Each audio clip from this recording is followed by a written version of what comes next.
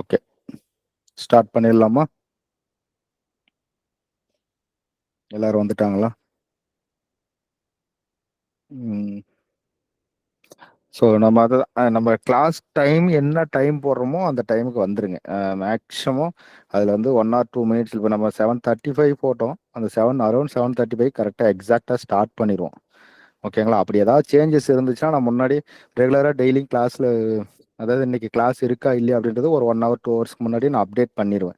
என்ன டைம் அப்படின்றது ஒரு நாள். இப்போ நம்ம எப்படி ஸ்டார்ட் பண்ணோம் அப்படின்னா, ஒரு 7:30லேருந்து ஒரு 8:15 அந்த மாதிரி ஸ்டார்ட் பண்ணி 1 hour 1.5 hour கிளாஸ் அந்த மாதிரி கொண்டு போகிற மாதிரி தான் இருக்கும்.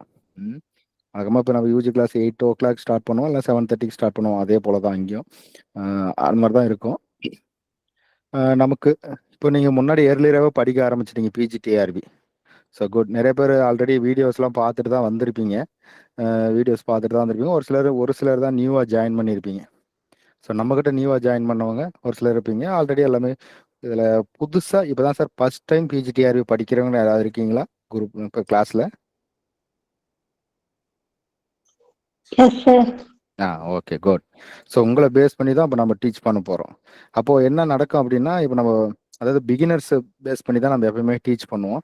அப்போ ஆல்ரெடி நம்ம கிளாஸ் கவனிச்சவங்களுக்கு, ஓல்டு ஸ்டூடெண்ட்டாக இருக்கட்டும், இல்லை நீங்கள் வேறு ஆல்ரெடி டிஆர்பி அட்டன் பண்ணவங்களா இருக்கலாம், இல்லை வேறு எங்கேயாவது படித்தவங்களா இருப்பான். ஸோ அவங்களுக்கு கொஞ்சம் ஸ்லோவாக போகிற மாதிரி இருக்கலாம். இந்த பிகினர்ஸ்க்கு வந்து நம்ம எவ்வளோ தான் ஸ்லோவாக நடத்தினாலும் அவங்களுக்கு வேகமாக போகிற மாதிரி, ஸ்பீடாக போகிற மாதிரி தான் தோணும். ஸோ அப்போ இது எப்படி காம்பன்சேட் பண்ணுவீங்க அப்படின்னா, நம்ம கிளாஸ் முடிக்கிறோம் அப்படின்னா நீங்கள் டக்குன்னு வீடியோஸ் அப்லோட் ஆகுது, நெக்ஸ்ட் டேக்குள்ளே அப்லோட் ஆயிரும். ஸோ இன்னைக்கு ஒரு ஃபஸ்ட்டு கிளாஸ் மட்டும் கொஞ்சம் 2 daysக்கு அப்புறம் தான் அப்லோட் ஆகும். ஸோ அப்போது நீங்கள் சப்போஸ் ஏதாவது டவுட்ஸ் இருக்குது, ஒரு கிளாரிஃபிகேஷன் இருக்குது, இல்லை கிளாஸில் கொஞ்சம் அண்டர்ஸ்டாண்ட் பண்ணிக்க முடியல அப்படின்னா நீங்கள் டக்குன்னு வீடியோஸ் பார்த்துக்கணும். ஸோ அதே மாதிரி இப்போ நம்ம லாஸ்ட்டு நம்ம ஆல்ரெடி நமக்கு நிறைய வீடியோஸ் அவைலபிளாக இருக்குது. ஸோ நிறைய பேருக்கு நான் 10 minutes வீடியோஸை ஆக்டிவேட் பண்ணி கொடுத்துருப்பேன். ஓகேங்களா? ஸோ அவங்க அதுலேயும் பார்த்துக்கலாம். இல்லை நான் கிளாஸை மட்டும் ப்ராப்பராக ஃபாலோ பண்ணிக்கிறேன் சார், நான் அங்கேயும் இங்கேயும் படிக்கல அப்படின்னா, நீங்கள் ரெகுலராக கிளாஸ் என்ன நடத்துகிறோமோ நம்ம கொஞ்சம் ஸ்லோவாக தான் போகும். ஏன்னா இந்த இயர் பேஸ்ட் ஆன் செட் எக்ஸாமை பேஸ் பண்ணி தான் நம்ம வந்து கோச்சிங் கொண்டு போகிறோம். செட்டு ப்ளஸ் பிஜி பேஸ் பண்ணி தான் கோச்சிங் கொண்டு போகிறோம். ஸோ நீங்கள் பிஜி படித்தாலே செட்டு கிளியர் பண்ணிடலாம். அது நம்ம லாஸ்ட் டைம்லேயே நம்ம இன்ஸ்டியூட்லேயே நடந்திருக்கு. சும்மா நிறைய பேர் அப்ளை பண்ணாமல் விட்டுட்டாங்க. ஸோ நம்ம இன்ஸ்டியூட்லேருந்து அப்ளை பண்ண மேக்ஸிமான மெம்பர்ஸ் வந்து பாஸ் பண்ணிட்டாங்க. ஒரு 30 பேர் தான் நம்ம இன்ஸ்டியூட்டில் அப்ளை பண்ணியிருப்பாங்க. அதில் 19-20 பேர் பாஸ் பண்ணிட்டாங்க. இது அப்போ அந்த அந்த ரிசல்ட் வந்தப்போ சொன்னவங்க, சொல்லாதவங்க நிறைய பேர் இருந்தாங்க. ரைட்டா?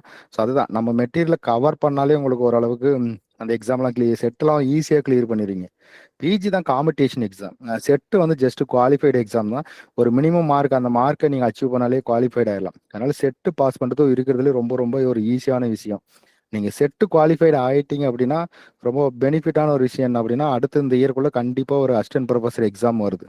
ஸோ லாஸ்ட் நடந்த நேற்று வந்து இவரை பார்க்கும்போது கூட அவங்ககிட்ட அதான் சொல்லியிருக்காங்க. இப்போ நடந்த ஏபி எக்ஸாமில் வந்து, ஏபி எக்ஸாம்னா தெரியல, அசிஸ்டன்ட் ப்ரொஃபஸர் எக்ஸாம் ஆர்ட்ஸ் காலேஜில் போஸ்டிங் போடுவாங்க இல்லையா, அசிஸ்டன்ட் ப்ரொஃபஸர் எக்ஸாமில் 4000 வேக்கண்ட் நமக்கு வந்து ஃபஸ்ட்டு அனௌன்ஸ் பண்ணாங்க. அதில் இப்போ வந்து 2700க்கு தான் எக்ஸாம் நடத்தினாங்க. திரும்ப ரீநோட்டிஃபிகேஷன் போட்டு 2700 சம்திங் தான் போஸ்டிங் போட போகிறாங்க.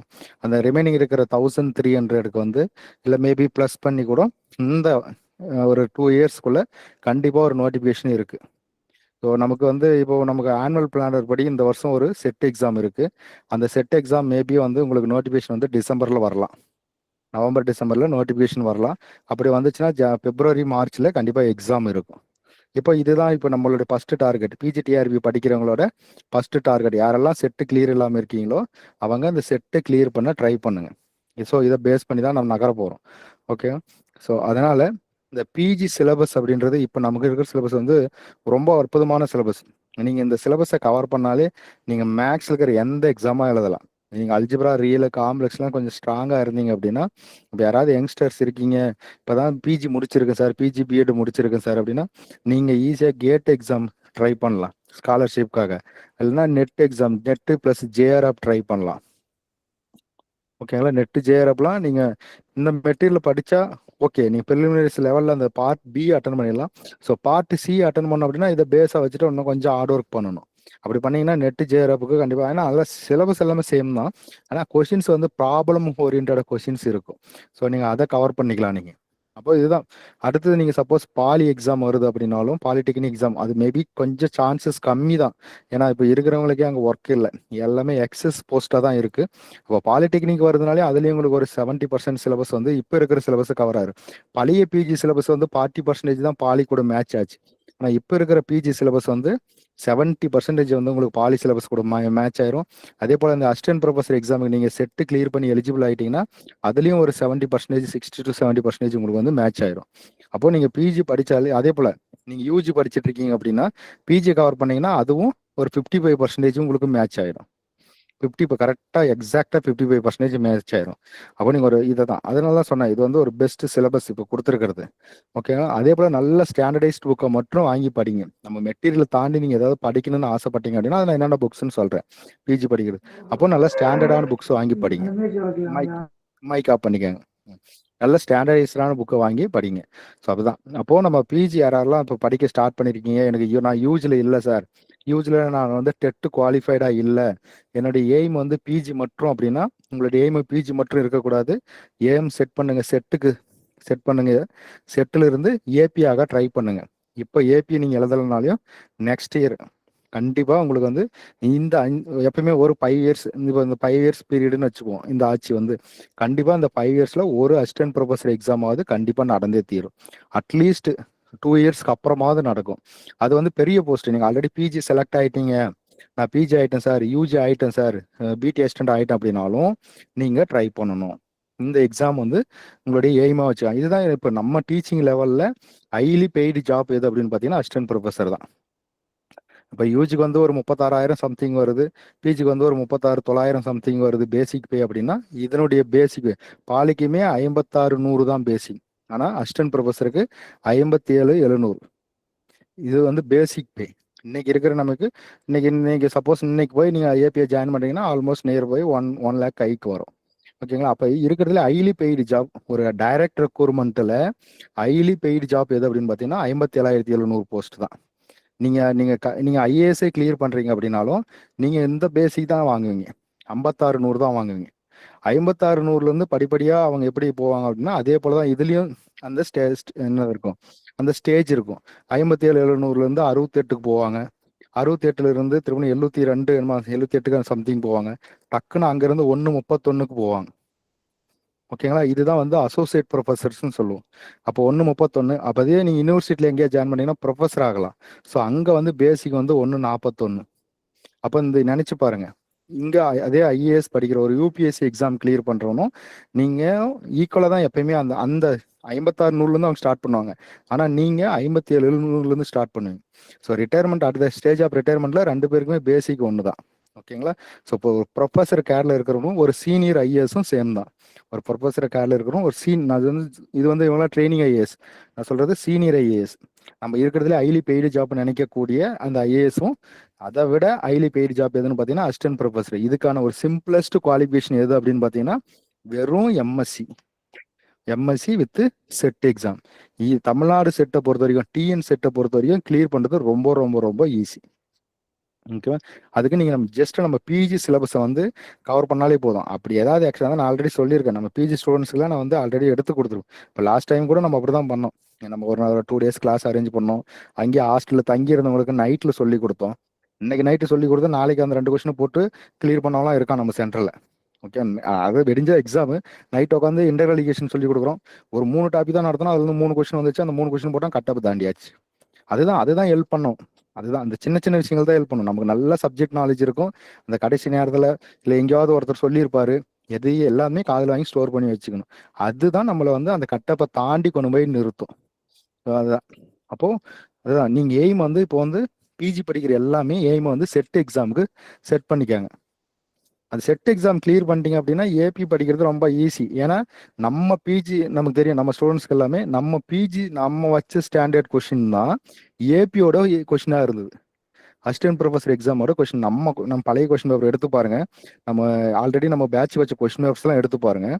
அது அப்படியே அதே பேட்டர்னில் அசிஸ்டன்ட் ப்ரொஃபஸர் எக்ஸாம் கொஸ்டின் இருக்கும். இப்போ எக்ஸாமில் ஒரு கொஸ்டின் சொல்கிற பாருங்க, நான் வந்து யூனிஃபார்ம் கன்வர்ஜன்ஸ்ல ஒரு கொஸ்டின் கேட்டிருந்தேன்.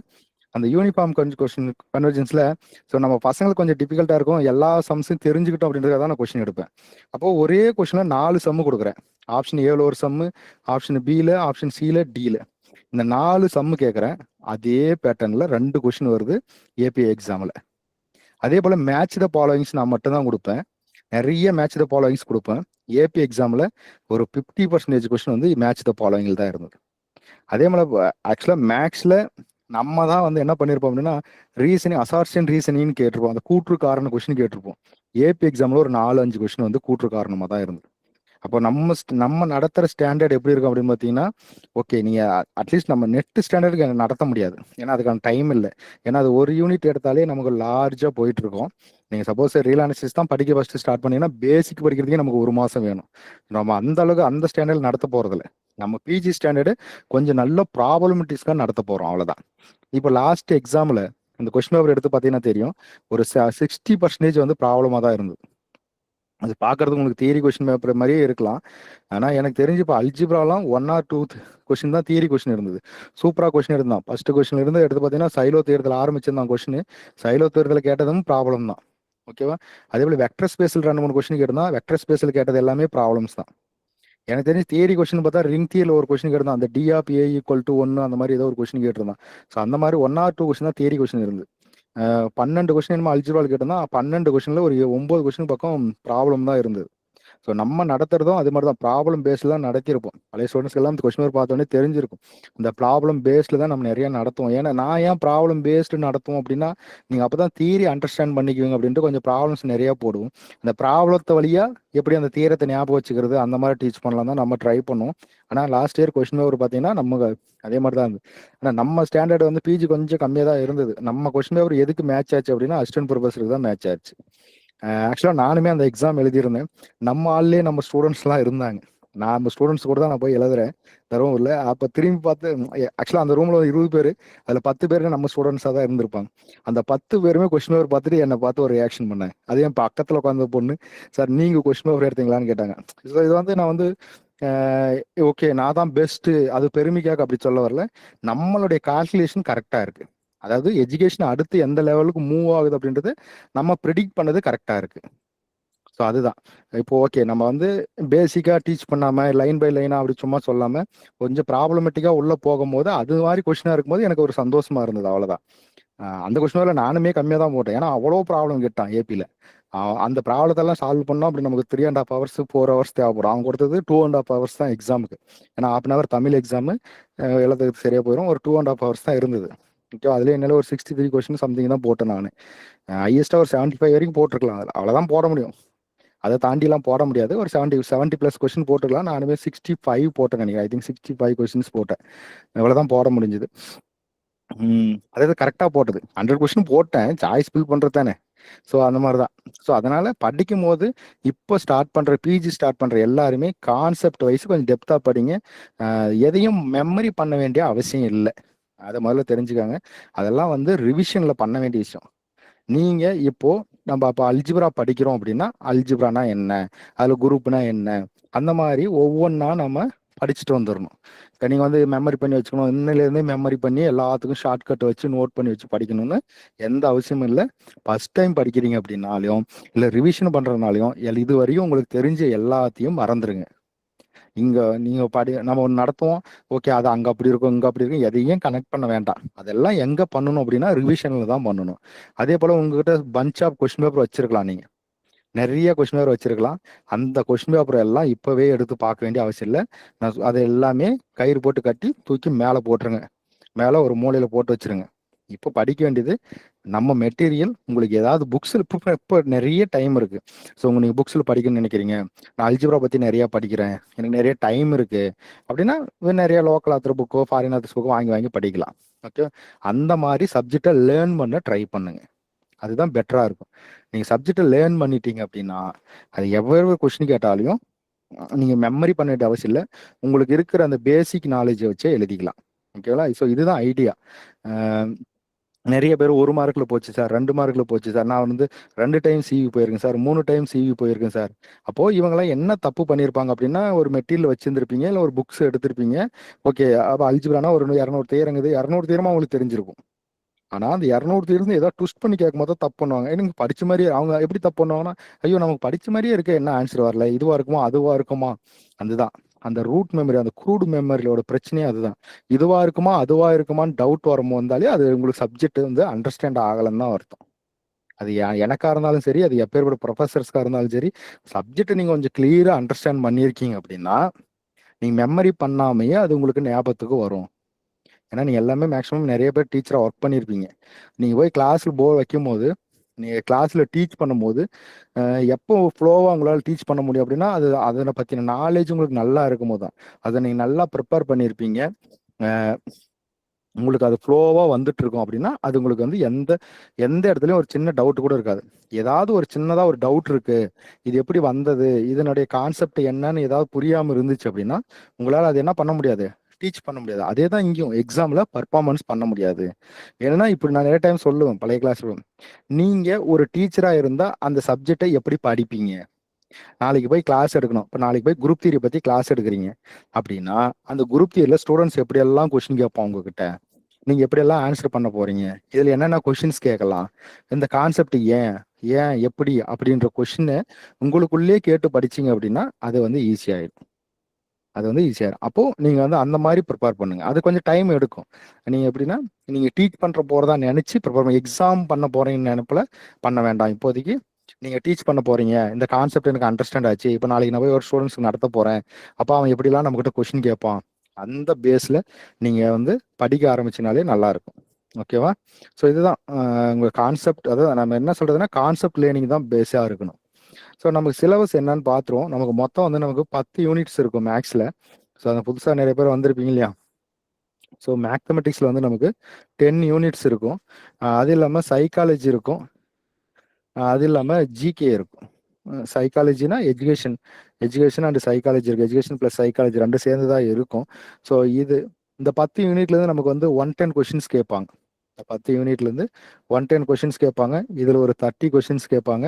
இந்த ஜிகேலேருந்து ஒரு 10 கொஸ்டின் கேட்பாங்க. அதுலேயும் ஒரு 2 மேக்ஸ் கொஸ்டின் வந்துடும். இந்த ஆப்டிடியூட் டைப்பில் ஒரு 1 ஆர் 2 கொஸ்டின்ஸ் வந்துடும். ஸோ நமக்கு வந்து இதுதான் பேட்டர்ன். சரிங்களா? அது இல்லாமல் தமிழ் எலிஜிபிலிட்டி நம்ம கண்டிப்பாக எல்லாருமே எழுதணும். தமிழ் எலிஜிபிலிட்டி வந்து 50 மார்க் இருக்கும். தட் மீன்ஸ் என்னன்னா 30 கொஸ்டின்ஸ் இருக்கும். 30 கொஸ்டின்ஸ் வந்து 50 மார்க்கா இருக்கும். ஃபர்ஸ்ட் வந்து 20 கொஸ்டினுக்கு வந்து 2 மார்க்ஸ் இருக்கும். ஃபர்ஸ்ட் 20 கொஸ்டினுக்கு வந்து 2 மார்க் இருக்கும். கடைசி 10 கொஸ்டினுக்கு வந்து 1 மார்க் இருக்கும். ஸோ அது ஒரு 10 மார்க்கு. மொத்தம் 50. ஸோ 50ல் நமக்கு 20வது வாங்கணும். வாங்கினா தான் நம்ம எலிஜிபிளுக்குள்ள வருவோம். ஸோ லாஸ்ட் இயர் நம்ம சென்டரில் யாரும் எலிஜிபிள் ஆகாம போல. ஒரே ஒருத்தர் அந்த ஒருத்தர் வருவார் சார், ஒருத்தர் புத்தூர்லேருந்து ஒருத்தர் வந்திருந்தார். ஸோ அவர் மட்டும் தான் வந்து எலிஜிபிள் ஆகாமல் போயிட்டார். அவர் என்ன பண்ணாருன்னு தெரியல. 90 மார்க் என்னமோ ஸ்கோர் பண்ணாரு. மற்றபடிக்கு நம்ம சென்டர் எல்லாமே தமிழ் எல்லாமே எலிஜிபிள் தான் எனக்கு. நம்ம லாஸ்ட் இயர் நம்ம என்ன ஒரு அனலைஸ்ல நம்ம என்ன தப்பு பண்ணணும் ஒரு விஷயம் என்ன தெரிஞ்சது அப்படின்னு பார்த்தீங்கன்னா, நம்ம கோட்டை விட்ட விஷயம் எங்கன்னு பார்த்தீங்கன்னா எஜுகேஷன் சைக்காலஜி தான். ஸோ ஜிகே ஒன்றும் பண்ண முடியாது. உங்களுக்கு என்ன நாலேஜ் இருக்காதான். ஸோ இந்த விஷயத்த நம்ம வந்து ரொம்ப கான்சென்ட்ரேட் பண்ணாமல் விட்டுட்டோம். நிறைய பேர் நம்ம ஸ்டூடெண்ட்ஸ் வந்து மேக்ஸில் வந்து 90லாம் ஸ்கோர் பண்ணியிருக்காங்க. ஆனால் உள்ள உள்ள வர முடியல.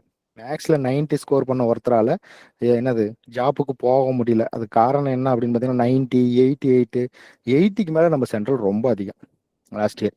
ஏன்னா இவங்க எல்லாமே வந்து என்னன்னா ஒரு 20+ போட்டிருந்தாங்க அப்படின்னா 25 போட்டிருந்தாங்க அப்படின்னா அந்த 40 மார்க்கு. ஸோ இவங்க எல்லாமே ஜாப்ல இருந்திருப்பாங்க. ஏன்னா நம்ம வித் அதாவது ஜிகேவையும் எஜுகேஷன் சைக்காலஜியும் இல்லாம ஒரு ரேங்க் லிஸ்ட் ப்ரிப்பேர் பண்ணா நம்ம ஸ்டூடெண்ட்ஸ் ஒரு 100 பேர் இருப்பான். சீனுக்குள்ள 100 பேராவது இருப்பான். ஸோ அந்த அளவுக்கு மேக்ஸ் மைக் ஆஃப் பண்ணிக்கோங்க. ஏதாவது மைக் ஆன்ல இருக்கு? தயவு செஞ்சு மைக்கை மட்டும் கொஞ்சம் ஆஃப் பண்ணிக்கோங்க. நித்யா.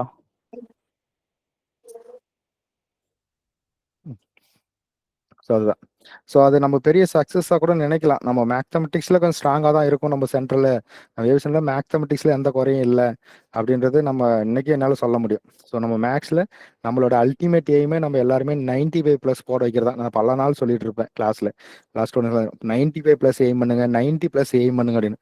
ஸோ அதெல்லாமே கரெக்டாக எய்ம் பண்ணிட்டாங்க. ஸோ இதை நான் கொஞ்சம் இன்சிஸ்ட் பண்ணாமல் போயிட்டேன். ஸோ அதை நான் இன்னைக்குமே நான் வருத்தப்பட்டிருக்க ஒரு விஷயம் என்ன அப்படின்னு பார்த்தீங்கன்னா, எஜுகேஷன் சைக்காலஜி வந்து இன்னும் பெட்டராக கொடுத்துருக்கணும். இன்னும் நல்லா கொடுத்துருக்கணும். ஏன்னா நம்ம அட்மிஷன் போடும்போது அது ஒரு ஆசிலேஷன் தான். ஃபர்ஸ்ட் ஜாயின் பண்ணவங்களுக்கு எல்லாம் இன்னைக்கு கூடமே நான் அதான் சொல்லிட்டேன். ஏன்னா நம்ம மேக்ஸ் வந்து பர்ஃபெக்டாக பண்ணிடும். அந்த ஜிகேவுக்கு வந்து நான் பெட்டர் பர்சனை தேடிட்டு இருக்கேன். That means better materials ready பண்ணிட்டு இருக்கோம், ரெடி ஒர்க் போயிட்டு இருக்கு. அது 100% கம்ப்ளீட் ஆச்சுன்னா தான் உங்களுக்கு அது நான் ஃப்ரீயாக தான் கொடுக்குறேன்னு சொல்லியிருக்கேன். யாருக்கெல்லாம் இன்ட்ரெஸ்ட் இருக்கோ ஸோ அவங்க எல்லாருக்குமே அது ஜாயின் பண்ணிக்கலாம். மெட்டீரியல் அவங்களுக்கு கொடுத்துருவோம், கிளாஸும் கொடுத்துருவோம். அதுக்கு தனியாக எதுவும் நம்ம சார்ஜ் பண்ண போகிறதில்ல. ஓகேவா? சைக்காலஜி பேட்ச் தனியாக சார் போடுவார். தட் மீன்ஸ் வேறு சப்ஜெக்ட்ஸ் போடுவார். ஸோ நம்ம அவங்க கூட நம்ம டைப் பண்ணி நமக்கு சைக்காலஜி கொண்டு வந்துடலாம். ஆனால் டெஸ்ட்டில் அது சைக்காலஜி கிளாஸ் போடுறோமோ இல்லையோ, டெஸ்ட் ஓரியன்டாக போகும்போது சைக்காலஜி ப்ளஸ் தமிழ் நம்ம எப்பவுமே கொடுத்துட்டே தான் இருப்போம். கிளாஸ் நம்ம டெஸ்ட் வைக்கும் போதெல்லாம் கொடுத்துட்டு தான் இருந்தோம். நம்ம மேக்ஸ் கொடுத்த இம்பார்ட்டன்ஸ் வந்து நம்ம சைக்காலஜி கொடுக்காம விட்டுட்டோம். அது நம்ம பெரிய பண்ண தப்போ அப்படின்ற மாதிரி அது யோசிக்குது. ஏன்னா நீங்கள் நிறைய பேர் நிறைய இன்ஸ்டியூட்ல ஜாயின் பண்ணியிருந்தீங்க. ஸோ அதுதான் என்னுடைய கேர்லெஸ்ஸுங்க காரணம். நம்ம ஸ்டூடெண்ட்ஸ் வந்து ஒரு 300 பேர் படிச்சாங்க அப்படின்னா, எனக்கு தெரிஞ்சு நம்ம டைரக்ட் கிளாஸ் வந்து ஒரு 100 பேர்லேயே வந்து யாரை கேட்டாலும் ஏதோ ஒரு இன்ஸ்டியூட்ல சைக்காலஜி இந்த நிறைய இன்ஸ்டியூட் இருக்கு இல்லையா, அந்த மாதிரி படிச்சுட்டு இருந்தேன். ஸோ எல்லாமே சைன் ஆயிடுவாங்கன்னு நினைச்சேன். ஒரு ஒரு ஸ்பெசிஃபிக்கா ஒரு ஒரு டாப் இன்ஸ்டியூட்ல படித்தேன் அப்படின்றவங்க அவரே சொல்லியிருக்க 11 கொஸ்டின் தான் போட முடிஞ்சுது அப்படின்ட்டு. அவ்வளோதான் வந்தது அப்படின்னு. ஸோ இது பெரிய டிராபேக் ஆயிடுச்சு நமக்கு. ஒருவேளை அந்த சைக்காலஜில 20+ வாங்கியிருந்தாங்க அப்படின்னா நமக்கு வந்து நம்மளுடைய ரிசல்ட் வந்து ஒரு 50-60 அந்த மாதிரி இருந்திருக்கும். அட்லீஸ்ட் ஒரு 60+ வந்து போஸ்டிங்ல இருந்திருப்பாங்க. இப்போ நமக்கு லாஸ்ட் இயர் ரிசல்ட் பார்த்தீங்கன்னா 21 தான் வந்தது. 21 கரெக்டாக எக்ஸாக்டா 21. ஓகேங்களா? அது ஃபர்ஸ்ட் மார்க் நம்மளால 108 தான் பண்ண முடிஞ்சது. நம்ம அதான் 115 அந்த மாதிரிலாம் எதிர்பார்த்தோம். ஏன்னா இந்த 90 வாங்கின வந்து ஒரு பொண்ணு, 88 வாங்கின ஒருத்தர், ஸோ இவங்க எல்லாமே சைக்காலஜி பண்ணி இவங்கெல்லாம் ஸ்டேட் ஃபர்ஸ்ட்ல வச்சிருந்தோம். ஒரு ஸ்டேட் ஃபர்ஸ்ட்னா தட் மீன்ஸ் டாப் 10க்குள்ள வந்துருவாங்க அப்படின்னு நினைச்சிருந்தோம். கடைசியில் அவங்களாம் சீன்லேயே வெளியே வந்துட்டாங்க. என்ன காரணம் அப்படின்னா சைக்காலஜி வந்து குறைவா மார்க் வாங்கினது தான். ஸோ அதனால இந்த விஷயத்த இந்த வாட்டி இப்போ ஒன்றும் அறிபறியா ஒன்றும் சைக்காலஜி உடனே இன்னைக்கு நைட்லேருந்து படிக்கணுமாலாம் அப்பெல்லாம் ஒன்றும் தேவையில்ல. அது நம்ம பார்த்துக்கலாம். ஸோ அது என்ன பெஸ்ட்டாக பண்ணி கொடுக்க முடியுமோ அதை நம்ம பண்ணுறதுக்கு ட்ரை பண்ணுவோம். ஏன்னா அதுதான் அது லாஸ்ட் இயர்ல நமக்கு ஒரு அனுபவம் கிடைச்சிருச்சு. ஓகேவா? So right. இப்போ அந்த மேக்ஸில் அதாவது 10 யூனிட்டுக்கு 11 கொஸ்டின் கேட்டாலே 110 மார்க் வந்துடணும். ஆனால் லாஸ்ட் இயர் 2022 ஐ திங்க் ஒரு 3 எக்ஸாம் நடந்த ஞாபகம் இருக்குங்களா? அது யாராவது அட்டன் பண்ணீங்களா? அந்த 3 எக்ஸாம் நடந்திருக்கும். மேக்ஸ்லேயே 3 எக்ஸாம் நடந்திருக்கும். அந்த 3லுமே யூனிட் வைஸ் கரெக்டாக 11 கொஸ்டின் கேட்டிருந்தான். 10 யூனிட்டுக்குமே 11 கொஸ்டின் கேட்டிருந்தான், 110 மார்க். ஆனால் லாஸ்ட் இயர் அப்படி கேட்கல. அல்ஜிப்ரால 12 கொஸ்டின் கேட்டிருந்தான், ரியல்ல 10 கொஸ்டின் கேட்டிருந்தான். அதுவும் டிஃபரன்ஷியல் 8 கொஸ்டின் தான் கேட்டிருந்தாங்க. மெக்கானிக்ஸ் நியூமரல்ஸ் வந்து 9 கொஸ்டின் தான் இருந்தது. ஓவர்லாம் 15 கொஸ்டின் பக்கம் கேட்டிருந்தாங்க. சரிங்களா? ஸோ இந்த மாதிரி கொஞ்சம் ஆசிலேஷன் இருந்து சின்ன சின்ன வேரியேஷன் இருந்தது. அப்பயும் அந்த ஸ்டாண்டர்டான யூனிட்ஸில் பார்த்தீங்கன்னா கரெக்டாக தான் கேட்டிருந்தான். ரியல் காம்ப்ளெக்ஸ் அல்ஜிப்ரா நியர்பை 10, 11 அப்படி தான் கேட்டிருந்தான். டோபாலஜியில் கொஞ்சம் குறைஞ்சிருச்சு. ஸோ அதுதான். மற்றபடிக்கு ஓகே தான். அதை எங்கே கொண்டு போய் சேர்த்துட்டான்னா ஓஆரில் கொண்டு போய் சேர்த்துட்டான். அதுவும் கியூவின் தியர்லேயே ஒரு 7 கொஸ்டின் இருந்தது. ஸோ இந்த மாதிரி கொஸ்டின் கேட்டாங்க. அதுதான் நம்ம அது ஒரு காம்படிட்டிவ் எக்ஸாம் ப்ரிப்பேர் ஆகிறீங்க அப்படின்னா நீங்கள் எந்த மாதிரி சூழ்நிலைக்கும் தயாராக இருக்கணும். அதுதான் எது முக்கியம். நான் நிறைய டைம் சொல்லுவேன் கிளாஸ்ல, முக்கியம் அப்படின்ற ஒரு விஷயமே கிடையாது. நீங்கள் ஒரு இப்போ நீ செட் எக்ஸாம் படிக்கிறீங்கன்னா முக்கியமான டாபிக் மட்டும் படிச்சுட்டு போகலாம். ஆனால் அதுவே பிஜிடிஆருக்கு படிக்கணும்னா அப்படி படிக்கக்கூடாது. ஈச் அண்ட் எவ்ரி டாப்பிக்லும் யூ ஹாவ் டு சம் நாலேஜை வந்து கெயின் பண்ணிக்கணும். ஒவ்வொரு குரூப் தியரின்னு எடுத்து அப்படின்னா குரூப் தியரியில் என்னென்ன டாபிக்ஸ் எல்லாம் கொடுத்துருக்காங்க, சிலபஸில் இருக்கிற ஒவ்வொரு வார்த்தையும் உனக்கு ஃபெமிலியராக இருக்கணும். அவ்வளோதான். அப்படி இருந்தாலே அதை பற்றி உனக்கு எதோ தெரிஞ்சிருக்குன்னு அர்த்தம். உனக்கு தெரியாத எந்த வார்த்தையும் சிலபஸில் இருக்கக்கூடாது. அப்போ முதல்ல உங்களுக்கு சிலபஸை நீங்கள் கோ த்ரூ பண்ணணும், சிலபஸை நல்லா படிக்கணும்.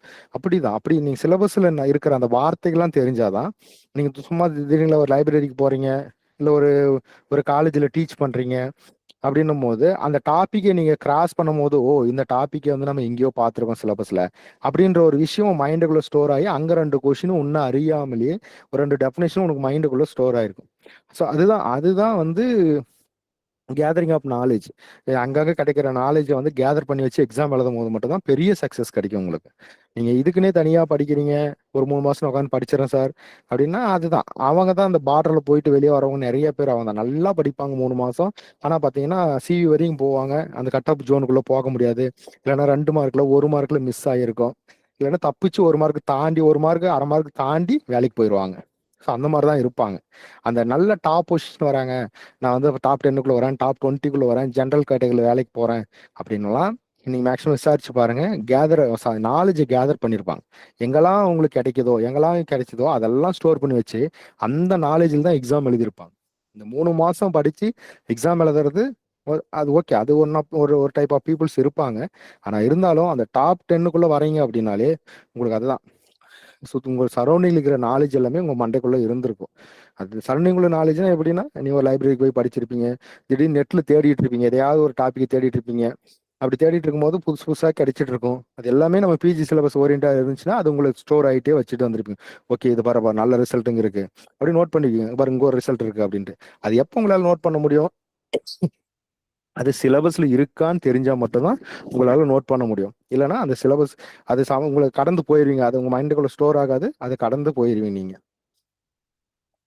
இது பாருங்க. இப்போ நீங்க அல்ஜிப்ராக்கு ஏதாவது புக் வாங்கணும்னு நினைச்சீங்க அப்படின்னா எர்ஷன் புக்கை யூஸ் பண்ணுங்க. லாஸ்ட் இயர் அந்த எல்லா கொஸ்டினுமே ஒரு 12 கொஸ்டின் கேட்டிருந்தான் இதுல. இந்த 12 கொஸ்டினுமே வந்து பாத்தீங்கன்னா எர்ஷன் புக்ல இருந்து அந்த ஈவன்லி வெக்டர் ஸ்பேஸ் கொஸ்டினுமே ப்ராப்ளம்ஸா தான் இருந்தது. வெக்டர் ஸ்பேஸ்ல இன்னர் ப்ராடக்ட் ஸ்பேஸ் மட்டும் ஒரு கொஸ்டின் வந்து இந்த புக்கை தாண்டி இருந்தது. ஆனா அது அப்பயும் இது போதுமானது தான். இந்த புக்கில் இருக்கிற ப்ராப்ளத்தை சால்வ் பண்ணினாலே இந்த ப்ராப்ளம் கொடுத்தாலும் சால்வ் பண்ணிக்கலாம். ஈவன் தோ மேட்ரிக்ஸ்ல கூட ஒரு கொஸ்டின் இருந்தது. ரேங்கை பேஸ் பண்ணி கூட ஒரு கொஸ்டின் இருந்தது. இந்த குவாட்ரட்டிக் ஃபார்ம்ல ஒரு கொஸ்டின் இருந்தது. ஓகேங்களா, இதெல்லாம் புது சிலபஸ். பழைய சிலபஸ்ல இந்த குவாட்ரட்டிக் ஃபார்ம்லாம் இருக்காது. அதே போல இந்த கெனானிக்கல் ஃபார்ம்லாம் பெருசா கொடுத்துருக்க ட்ரையாங்குலர் ஃபார்ம் நீல்பொட்டன்ட் டிரான்ஸ்ஃபர்மேஷன்லாம் பெருசா பழைய இந்த நீல்பொட்டன்ட் டிரான்ஸ்ஃபர்மேஷன் ஒரு கொஸ்டின் இருந்தது. ஓகேவா, மொத்தம் இந்த ஏரியாவில் 12 கொஸ்டின் இருந்தது. இந்த பைனட் ஃபீல்டு இதெல்லாம் கொஸ்டின் இருந்தது. ஓகேங்களா. ஸோ அந்த மாதிரி அப்போ கலெக்டிவா பார்த்தீங்கன்னா அங்கங்க கொஸ்டின் எடுத்துட்டு தான் இருக்காங்க. ஸோ இந்த டைம் வந்து இப்போ இன்னர் ப்ராடக்ட் ஸ்பேஸ்ல எடுத்தோம், அடுத்த டைம்ல என்ன எடுக்கலாம், டூயல் ஸ்பேஸ்ல கூட கொஸ்டின் வரலாம். ஓகே, ரேண்டமைஸ்டா எடுக்கிற கொஸ்டின் தான். அதனால இதில் தான் வரணும், திரும்ப இன்னர் ப்ராடக்ட்ஸ்ல வரவே வராதானா அப்படிலாம் கிடையாது, வரலாம். ஸோ ஒரு 12 கொஸ்டின் கேட்டிருந்தாங்க. ஆனால் இங்கே எங்க இதெல்லாம் பேசிக்லாம் கொஸ்டினே இல்லை. இந்த ஏரியாலாம் கொஸ்டினே இல்லை. ஃபர்ஸ்ட் கொஸ்டினே இங்கே தான் ஸ்டார்ட் ஆச்சு. அது அந்த ஆர்பிட்ஸ் நம்ம மெட்டீரியல் கொடுத்துருப்போம். ஆர்பிட்னு ஒரு வார்த்தை, ஒரே ஒரு ப்ராப்ளம் தான் கொடுத்துருப்போம். அந்த ப்ராப்ளத்தை பேஸ் பண்ணி தான் ஒரு கொஸ்டின் இருந்தது.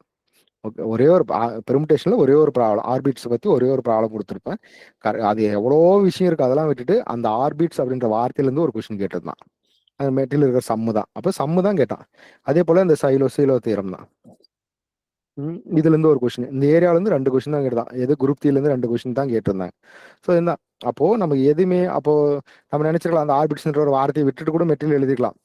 அந்த புக்ல நான் படிக்கும் போது அது ஏன் நான் மெட்டீரியல் ஆட் பண்ண அப்படின்னா, அந்த எர்ஷன் புக்ல படிக்கும் போது ரிப்பீட்டடா எனக்கு கண்ணில் பட்டுட்டே இருந்தது. அப்போ ஆர்பிட்னா டெஃபினேஷன் என்ன, அப்போ அந்த ப்ராப்ளம் என்ன அப்படின்றதுக்காக அந்த கொஸ்டினை கொடுத்துருந்தோம். கடைசியில் பார்த்தா இது வரைக்கும் அந்த மாதிரி கொஸ்டின் கேட்டதே இல்லை. எந்த டிஆர்பிலுமே கேட்டதில்லை.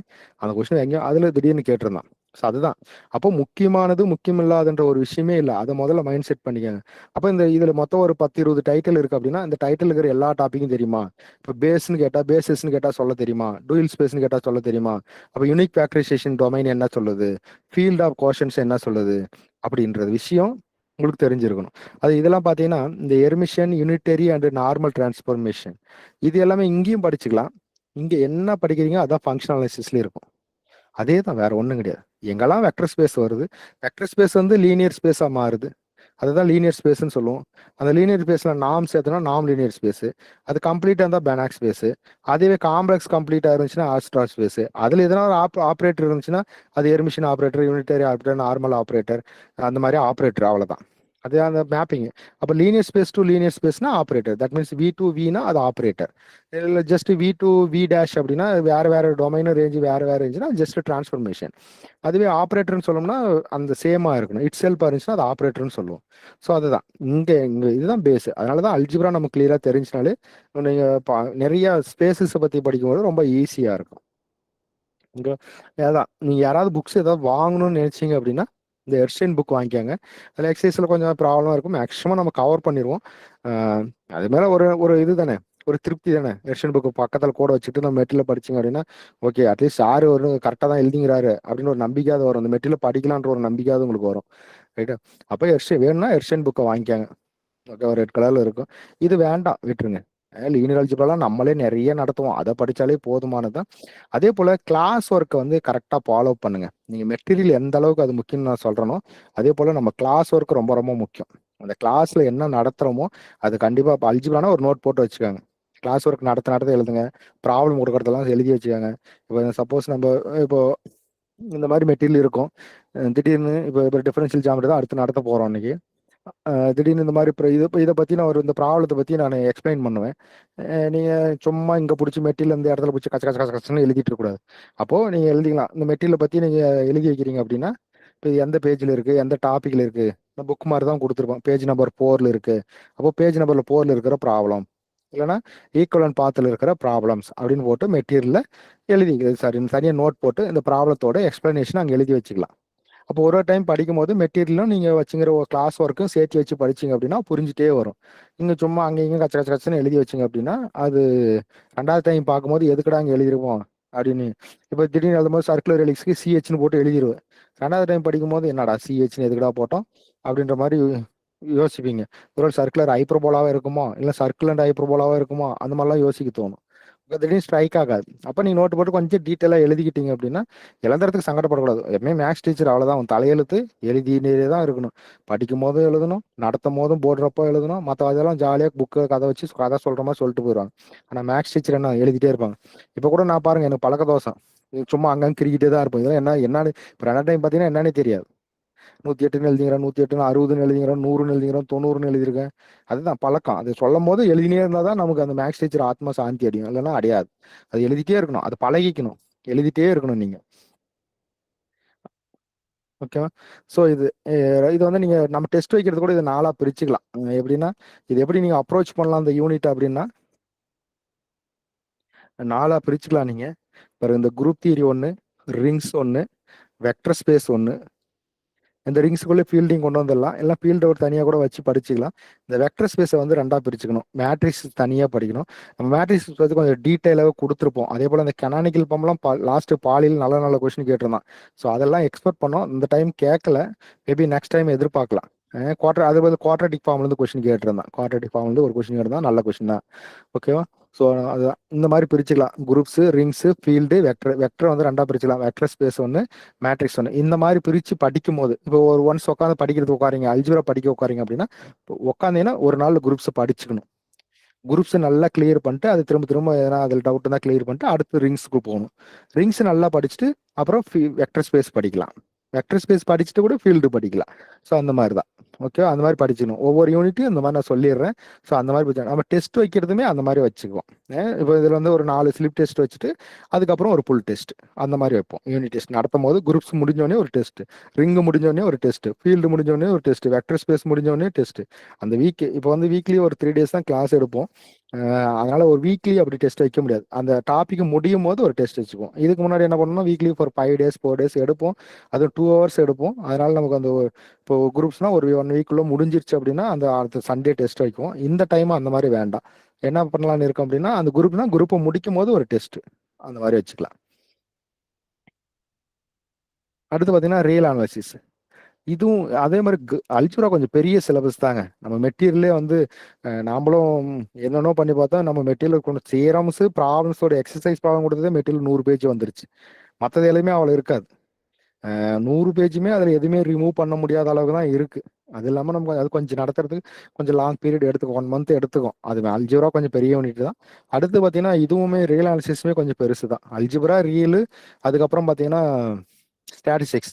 இந்த 3 தான் கொஞ்சம் நிறைய படிக்கிற மாதிரி இருக்கும். நிறைய வள வள வளன்னு நிறைய படிக்கிற மாதிரி இருக்கும். ஸோ மற்றதெல்லாம் கம்மியாக தான் இருக்கும். சொல்லுங்க சொல்லுங்க. ஓகே,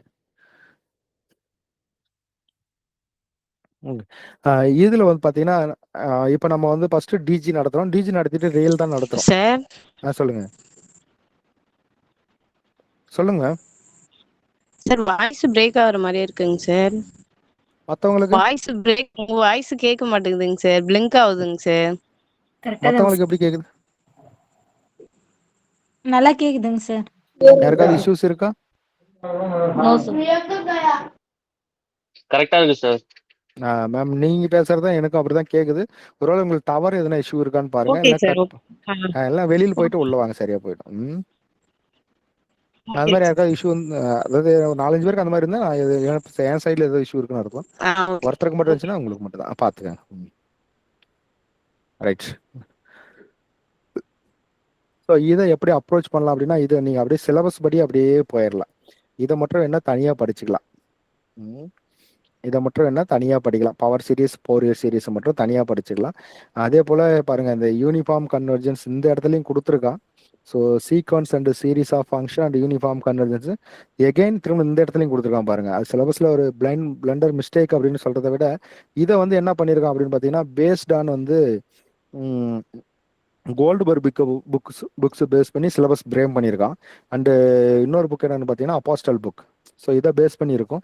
ஸோ இந்த டைட்டில்லாம் எங்கே இருக்கும் அப்படின்னு பார்த்தீங்கன்னா உங்களுக்கு இந்த புக்கில் தான் இருக்கும். என்ன புக்கு அது? வால்டர் ரூடினில் இருக்கும். சரிங்களா? இந்த புக்ஸ் எல்லாமே உங்களுக்கு வால்டர் ரூடின் கொஷின்ஸுமே லாஸ்ட் இயர் கொஷின்ஸ் எல்லாமே இந்த இன்டகிரேஷன், இந்த டிஃபரன்சியேஷன், இந்த ஸ்டீல்ஜஸ் இன்டகரல் இது எல்லாமே வால்டர் ரூடின் புக்கில் தான் கொஷின் இருந்தது. ஒரு கொஷின் கேட்டிருந்தான் எக்ஸ்ட்ராடினரியாக இந்த சைன் எக்ஸி ஸ்கொயர்லாம் ஒரு கொஷின் இருந்தது. ஸோ அப்புறம் அந்த 1/x பேஸ் பண்ணிலாம் ஒரு கொஸ்டின் இதுலேயும் கேட்டிருந்தான். அசிஸ்டன்ட் ப்ரொஃபஸர்லி கூட அந்த கொஸ்டின் கேட்டிருந்தான் அந்த மாதிரிலாம். ஸோ இதெல்லாம் வால்டர் ரூடின் புக்கில் எக்ஸசைஸில் இருக்கும். நம்ம மெட்டீரியல் நல்ல வேலை அதெல்லாம் கொடுத்துருந்தோம். அந்த டைட்டில் இருந்துச்சுன்னா அதை பேஸ் பண்ணி நம்ம எல்லாமே கொடுத்துருவோம். ஸோ அதெல்லாம் அங்கே தான் இருந்தது. அப்பயுமே இதில் ஒரு கொஸ்டின் மிஸ் ஆயிடுச்சு, நம்ம மெட்டீரியல் இல்லை. அது என்னன்னா ஒரு இன்டகிரல் காஸ் 2nxன்னு ஒரு கொஸ்டின் இருந்தது. அது வந்து நம்ம மெட்டீரியல் ஆட் பண்ணல. ஸோ இப்பயுமே அதை ஆட் பண்ணல, விட்டுட்டோம். அது ஏதோ எக்ஸசைஸாக கேட்டால் அந்த மாதிரி விட்டாச்சு. ஸோ அந்த மாதிரி ஒரு கொஸ்டின் 2 கொஸ்டின் மிஸ் ஆனதெல்லாம் இருக்குது. நமக்கு அதான் 96 கொஸ்டின் தான் இருந்தது மெட்டீரியலில். மெட்டீரியலில் மட்டும் இருக்காது, கிளாஸ் ஒர்க்கு. அதான் கிளாஸ் ஒர்க் ரொம்ப முக்கியம். Class work plus material. ஓகேவா? ஸோ இந்த கொஸ்டின்லாம் நம்ம எக்ஸ்பெக்ட் பண்ணாத கொஸ்டின் தான். ஆனால் இதான் மெட்டீரியல் ஆட் பண்ணோம், இதை பேஸ் பண்ணி சில தியரம்ஸ்லாம் ஆட் பண்ணோம். கண்டிப்பாக இதுலேருந்து ஒரு கொஸ்டின் கேட்டது அது ஒரு ஹாப்பினஸ் தான். ஸோ நம்ம ஸ்டூடெண்ட்ஸ் கரெக்டாக எழுதியிருப்பாங்க அப்படின்னு. இது எல்லாமே அதுதான் வால்டர் ரூடின் புக். அப்போ நீங்கள் இதை படிக்கணும் அப்படின்னா நீங்கள் வால்டர் ரூடின் புக்கும் வேணும், கோல்ட்பெர்க்கும் வேணும், அப்பாஸ்டல் புக்கும் வேணும் புக்ஸாக படிச்சிங்க அப்படின்னா. ஆனால் லாஸ்ட் இயர் கொஸ்டின்ஸ் எல்லாமே 2 புக்கில் தான் கேட்டுதான். கோல்ட்பெர்க்கில் டச் பண்ணல, அப்பாஸ்டல் புக்கில் இருந்தும் அதுக்கப்புறம் பார்த்தீங்கன்னா உங்களுக்கு வால்டர் ரூடின் புக்கில் தான் கேட்டிருந்தான். அந்த sequence of function, series of function எல்லாமே நமக்கு அப்பாஸ்டல் புக்கில் இருக்கிற ப்ராப்ளம்ஸாக தான் கொஸ்டினில் இருந்தது. அவன் என்னன்னு தெரியல, அது கொஸ்டின் எல்லாமே ஸ்டார் கொடுத்துட்டான்னு நினைக்கிறேன். ஐ திங்க் அந்த யூனிஃபார்ம் கன்வர்ஜென்ஸ் நம்ம பசங்க எல்லாமே சூப்பராக படிச்சிருந்துருப்பாங்க. யூனிஃபார்ம் கன்வர்ஜென்ஸு, சீரீஸில் யூனிஃபார்ம் கன்வர்ஜென்ஸ், சீக்வன்ஸில் அது எல்லாமே ஒரு 3 கொஸ்டின் நம்ம கேட்டிருந்தோம். அதுலேயே அந்த 3மே ஸ்டார் கொடுத்துட்டான். அதே போல் யூனிஃபார்ம் கண்டினியூட்டிலேருந்து கொஸ்டின் இருந்தது. யூனிஃபார்ம் பேசிக்காக சீக்வன்ஸ் சீரியஸ்லேருந்து தான் கொஸ்டின் ஸ்டார்ட் ஆச்சு. ஃபஸ்ட்டு கவுண்டபுளில் ஒரு கொஸ்டின் இருந்தது. ஸோ இந்த மாதிரி எல்லா ஏரியாலுமே மேக்ஸிமம் கவர் ஆயிருந்தது. அதே போல் யூனிஃபார்ம் கன்வென்ஷனில் நான் 2 கொஸ்டின் கேட்பான்னு எதிர்பார்த்தேன். சீரியஸில் 1, சீக்வன்ஸில் 1. ஆனால் அவன் 3 கொஸ்டின் கேட்டிருந்தாங்க. 3க்குமே ஸ்டார் கொடுத்துட்டான் கடைசியில். அதே போல் functions of several variable directional டெரிவேட்டிவ்ஸ்லேருந்து ஒரு கொஸ்டின் இருந்தது. ஸோ இந்த கொஸ்டின் கேட்கக்கூடிய ஏரியா இதுதான். ஃபங்க்ஷன்ஸ் ஆஃப் டைரக்ஷனல் டெரிவேட்டிவ்ல தான் நம்மளால கொஸ்டின்ஸ் கேட்க முடியும். இந்த இன்வெர்ஸ் ஃபங்க்ஷன் தெரியும், இம்ப்ளிசிட் ஃபங்க்ஷன் தெரியும், இந்த டெரிவேட்டிவ்ஸ் ஆஃப் லீனியர் டிரான்ஸ்ஃபார்ம்லாம் சும்மா கதை மாதிரி தான் இருக்கும். அதில் பெருசாக கொஸ்டின் கேட்க முடியாது. அந்த கொஸ்டின் கேட்கக்கூடிய ஏரியா அப்படின்னு பார்த்தீங்கன்னா இந்த டைரக்ஷனல் டெரிவேட்டிவ் தான் கரெக்டாக அதுலேருந்து தான் கொஸ்டின் கேட்டிருந்தான். அப்படி தான் படிக்கணும். இதெல்லாம் வந்து இப்போ புதுசாக பிஜி சிலபஸில் ஆட் பண்ணது, நியூ சிலபஸில் ஆட் பண்ணது தான்.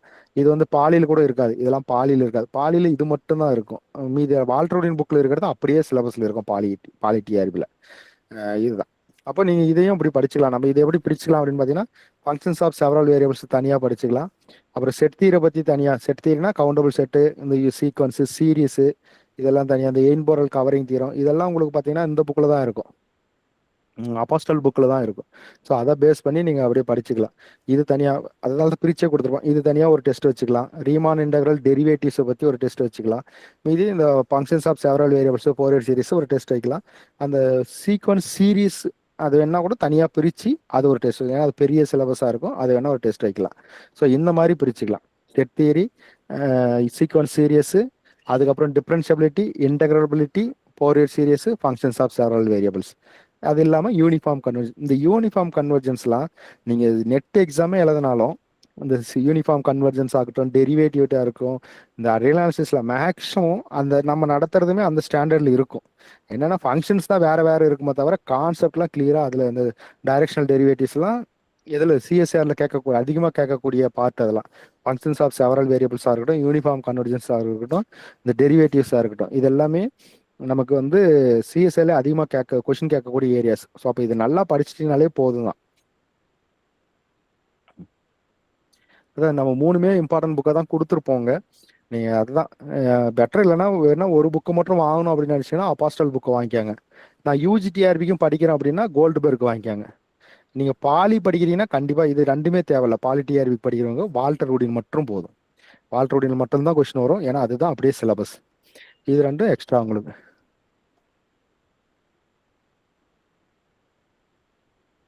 அடுத்தது டாபாலஜி.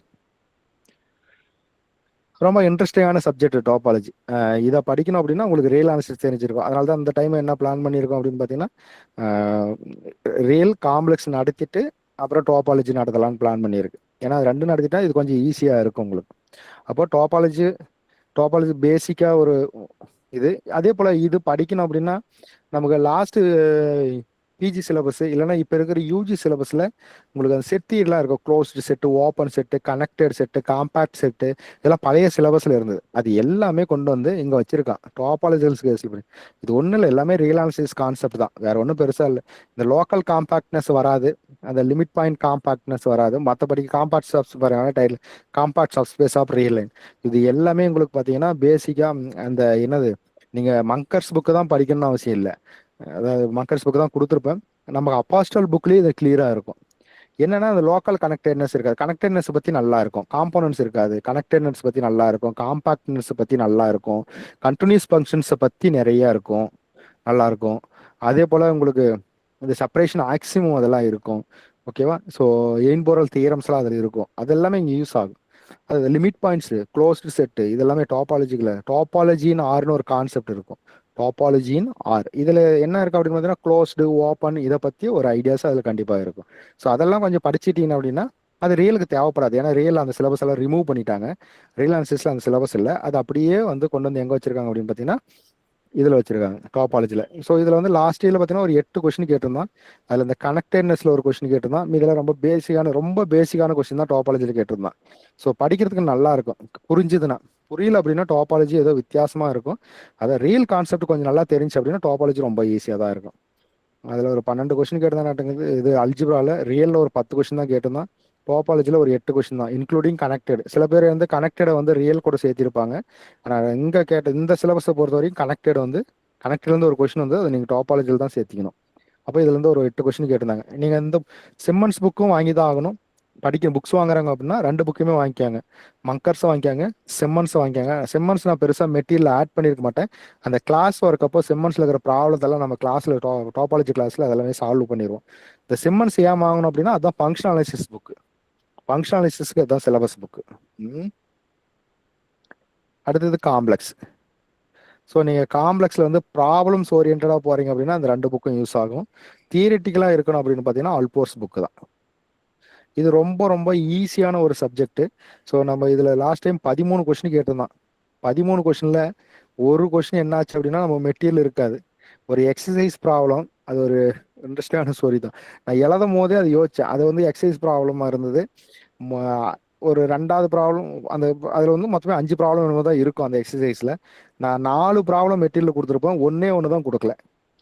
அது என்ன இருந்துச்சுன்னா அது சால்வ் பண்ணி சம்மு போகிற மாதிரி இருந்தது. சரி அந்த மாதிரி கேட்க மாட்டான், ஏன்னா மேக்ஸிமம் இது வரைக்கும் நடந்த கொஸ்டின்ல எக்ஸசைஸ் ப்ராப்ளத்தில் எதெல்லாம் ப்ரூவ் தட்னு இருக்கோ இல்லை எதெல்லாம் ஆன்சர் இருக்கோ அந்த மாதிரி ப்ராப்ளத்தை தான் கேட்டுருவான். எங்கெல்லாம் பாயிண்ட் இருக்கோ அதை கேட்டிருக்க மாட்டான். ஸோ அதனால நான் மெட்டீரியல் ஆட் பண்ண மாட்டேன், கரெக்டாக அதே கொஸ்டின் கேட்டான். ஸோ அப்போ அந்த ஏரியா படிச்சது ஃபுல்லாக வேஸ்ட்டு. அந்த ஒரு கொஸ்டின் நம்ம மெட்டீரியல் அந்த ஏரியாவிலே அந்த ஒரே ஒரு கான்செப்ட் மட்டும் தான் அந்த புக்கில் இருக்கிறது நம்ம மெட்டீரியல் இல்லை. கரெக்டாக அதே கொஸ்டின் கேட்டான். ஒரு கொஸ்டின் அதில் மிஸ் ஆயிடுச்சு. அது அல்போர்ஸ் புக்கில் தான் இருக்கும். அந்த கொஸ்டின் வந்து அல்போர்ஸ் புக்கில் தான் இருக்கும். அதுக்கு ஸ்டார் வாங்கிட்டாங்க நம்மளால. அதனால அது ஒரு பெரிய நஷ்டம் இல்லை. இருந்தாலே நமக்கு அது என்னடா இது மிஸ் பண்ணிட்டுமே அப்படின்னு இருந்தது.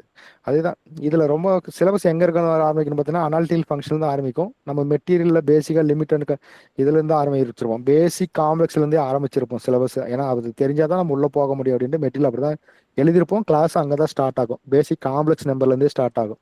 அப்போ நீங்கள் இதை படிக்கணும் அப்படின்னா அனாலிட்டிக்கல் ஃபங்க்ஷன் தனியாக படிச்சுக்கலாம்.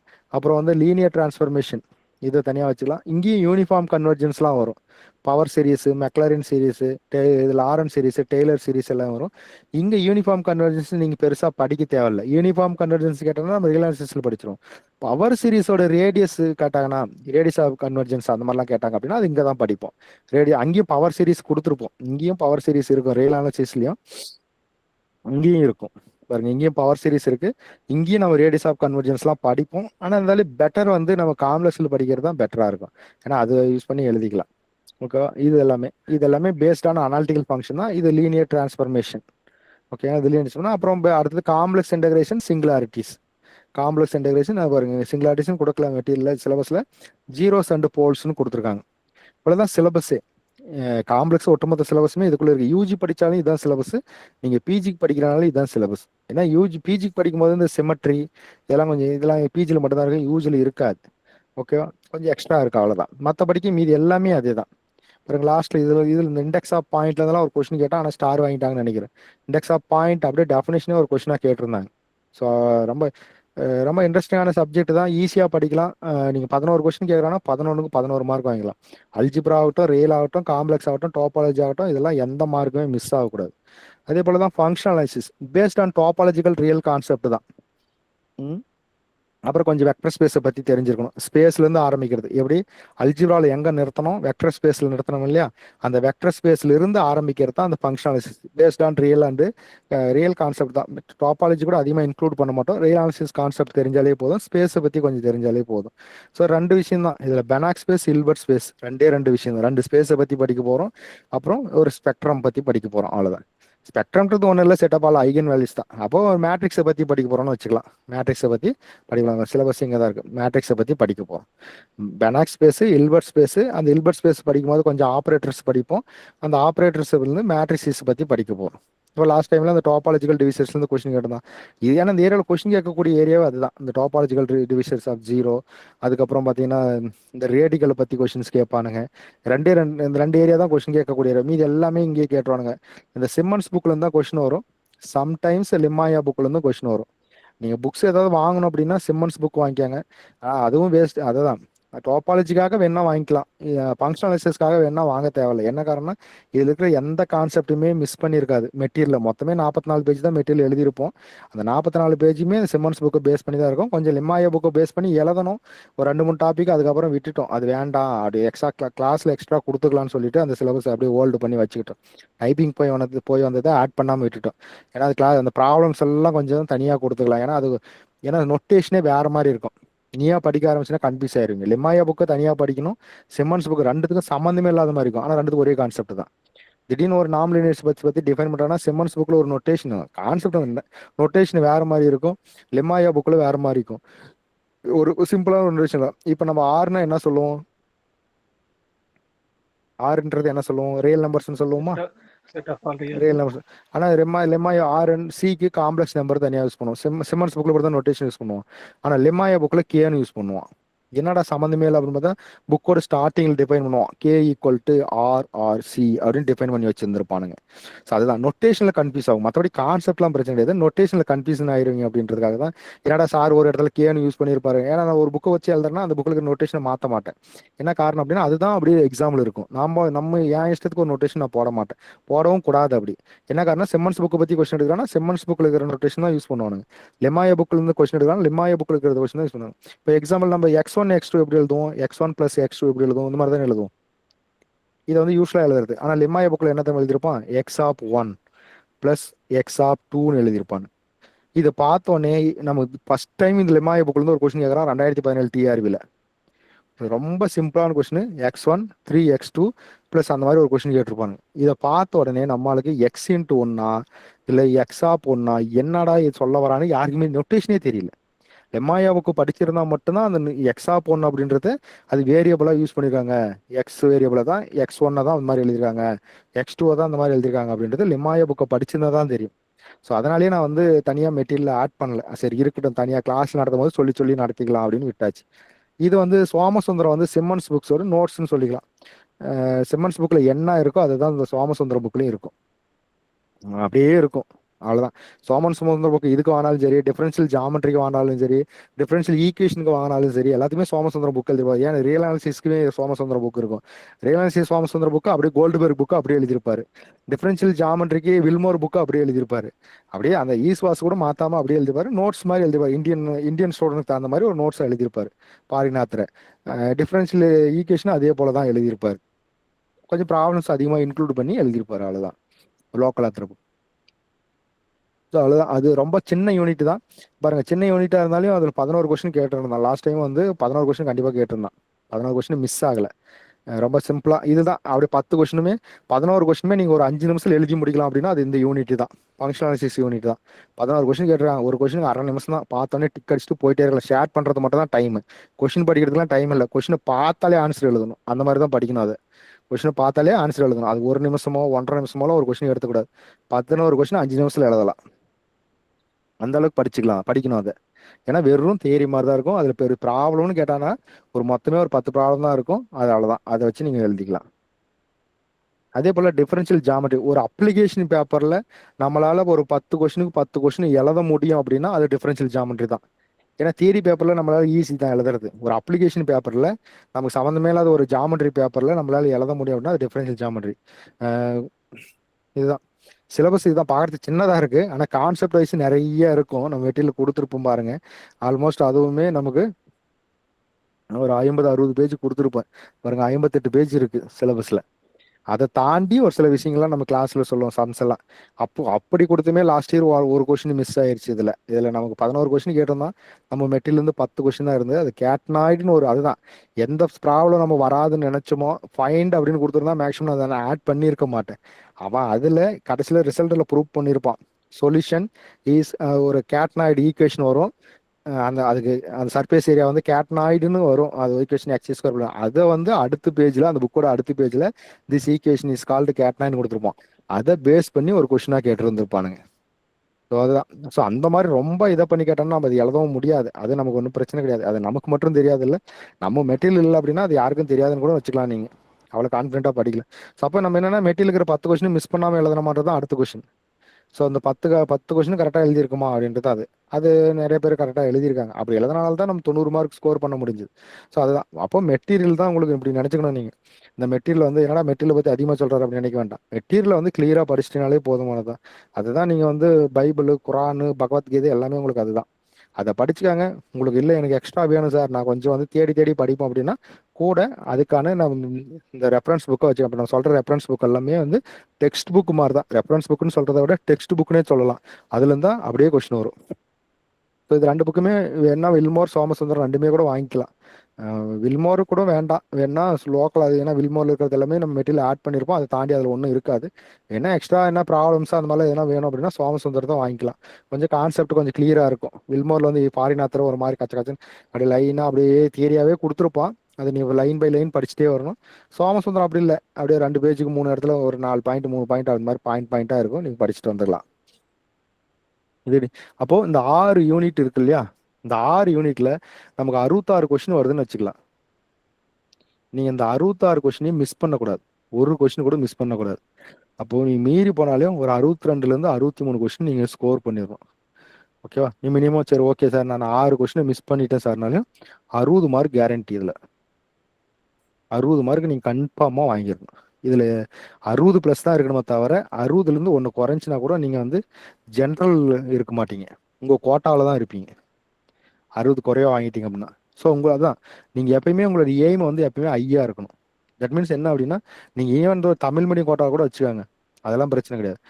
ஆனா நீங்களோட எய்ம் எங்க இருக்கணும்? அந்த டாப்ல இருக்கணும். டாப் 20க்குள்ள வரணும் சார், நான் டாப் 10க்குள்ள வரணும் சார். அப்போ என்னால் முடியுமா சார்? முடியும், கண்டிப்பா முடியும். எல்லாருமே யாரும் வானத்துலேருந்து குதிச்சிடல. நானும் அப்படி இல்லை, நீங்களும் அப்படி இல்லை. ஸ்டேட் ஃபர்ஸ்ட் வாங்கணும் அப்படி இல்லை, என்னது ஐஐடியில் ரிசர்ச் பண்ணுறோம் அப்படி இல்லை. அங்கே போய் சப்ஜெக்ட் லேர்ன் பண்ணிக்கிறது தான். அப்போ நமக்கு நிறைய டைம் இருக்கு. சப்ஜெக்டை லேர்ன் பண்ண ட்ரை பண்ணுங்க. சப்ஜெக்டை லேர்ன் பண்ணீங்க அப்படின்னாலே இந்த டாப் 20க்குள்ள வந்துடலாம். அது நீ சப்ஜெக்ட் லேர்ன் பண்ணி எக்ஸாம் எழுதுங்க. சப்ஜெக்ட்ல நான் லேர்ன் பண்ணிட்டேன் சார், நான் எக்ஸாம் எழுதிட்டேன் சார், எனக்கு டாப் 20க்குள்ள வரல சார், ஆனால் வேலை கிடைச்சி கூட எனக்கு டாப் 20க்குள்ள வரலன்னா என்கிட்ட நீங்க சண்டை போடலாம் சார், நான் வரல சார், நீங்க சொல்லி தான் சார் நான் படித்தேன் அப்படின்ட்டு. சப்ஜெக்டை லேர்ன் பண்ணுங்க, அதுக்கப்புறம் மற்றதெல்லாம் அதெல்லாம் தன்னால நடக்கும். ஸோ இதுல நமக்கு 20 கொஸ்டின்ஸ் வருது, சரி 60 கொஸ்டின்ஸ் வருது, 66 கொஸ்டின் வருது. அதில் நமக்கு கண்டிப்பாக நம்ம எத்தனை கொஸ்டின் எழுதிருக்கோம்? 60+ எழுதியிருக்கணும். எதுலையுமே மிஸ் பண்ணக்கூடாது. அடுத்து differential equation fully problems paper தான். ஆனால் அவன் என்ன தெரியுமா பண்ணுறான்? ஆனால் லாஸ்ட் டைம் கொஞ்சம் எல்லாமே ப்ராப்ளம்ஸ் மட்டும் தான் கேட்டிருந்தான். ஆனால் பழைய கொஸ்டின் 2022 டிஆர்பிலாம் எடுத்து பார்த்தீங்கன்னா வெறும் தியரியாக கேட்டிருப்பான். அவனுடைய நோக்கமே என்னவா இருந்திருக்குது அப்படின்னு பார்த்தீங்கன்னா, தியரி கொஸ்டின் எல்லாம் தியரி பார்ட்லாம் ப்ராப்ளமாக கேட்கறது, ப்ராப்ளம் பேப்பரில் எல்லாமே தியரியாக கொஸ்டின் கேட்கறது. ஸோ அதனால தான் நான் மெட்டீரியல் எதை பேஸ் பண்ணி எழுதிருக்கணும், இந்த கோடிங்டன் புக்கை பேஸ் பண்ணி தான் மெட்டீரியல் எழுதியிருப்போம். அதே மாதிரி பார்ஷியல் டிஃபரன்ஷியல் ஈக்குவேஷனுக்கு பிடிக்கு சங்கர் ராவ் புக்கு தான். அவ்வளோதான், வேற எதுவும் தேவையில்லை. இந்த கார்டிங்டன் புக்கும் சங்கர் ராவ் புக்கும். ஆனால் லாஸ்ட் டைம் கொஸ்டின்ஸ் எல்லாமே எங்கேருந்து வந்தது அப்படின்னு பார்த்தீங்கன்னா அது வச்சு தான் கொஸ்டின் எழுதி நடத்திருப்போம். ஆனால் நம்ம டெஸ்ட்டுக்கு எல்லாமே இந்த புக்கை யூஸ் பண்ணோம். ப்ராப்ளம்ஸ் அதிகமாக வேணும் அப்படின்றதுக்காக அது ஒரு பெரிய புக்கு ஒன்று இருக்கும். அது என்னப்பா புக்குன்னு மறந்துட்டேன் நான். நல்ல தலகாணி மாதிரி ஒரு புக்கு இருக்கும். ராய் சிங்கானியா புக்கு. ராய் சிங்கானியா புக்கு. அந்த புக்கில் இருந்து தான் ப்ராப்ளம்ஸ் எழுதுதான். அதுவும் தப்பு. அந்த புக்லேயே அந்த கொஸ்டின் தப்பா இருக்கு. நம்மளால கிளைம் பண்ணும் போது அந்த புக்கில் இருக்கிறத ரவுண்ட் பண்ணி போட்டு கிளைம் கேட்குறான். அதுதான் ஒரு மேக்ஸ் படிச்சவனுக்கு ஒரு காமன் சென்ஸ் இருக்கணும். அது நம்ம கிளைம் மொத்தமா ஏதாவது கேட்டா அவங்க என்னடா நினைக்க மாட்டாங்கன்றது அட்லீஸ்ட் யோசிக்கணுமா இல்லை, இது எப்படா கேட்கறாங்க, இது பொதுவெளியில் நம்ம எப்படா பேச முடியும் அப்படின்னு. அது ஒன்றும் இல்லை, ஒரு எக்ஸுக்கு பதிலாக இசட் என்னமோ எக்ஸுக்கு பதிலாக X1 என்னமோ இருக்குது. சார் அதில் X1 இருக்குது, நம்ம கொஸ்டின்ல எக்ஸ் தான் இருக்குது அப்படின்னு கேட்குறான்.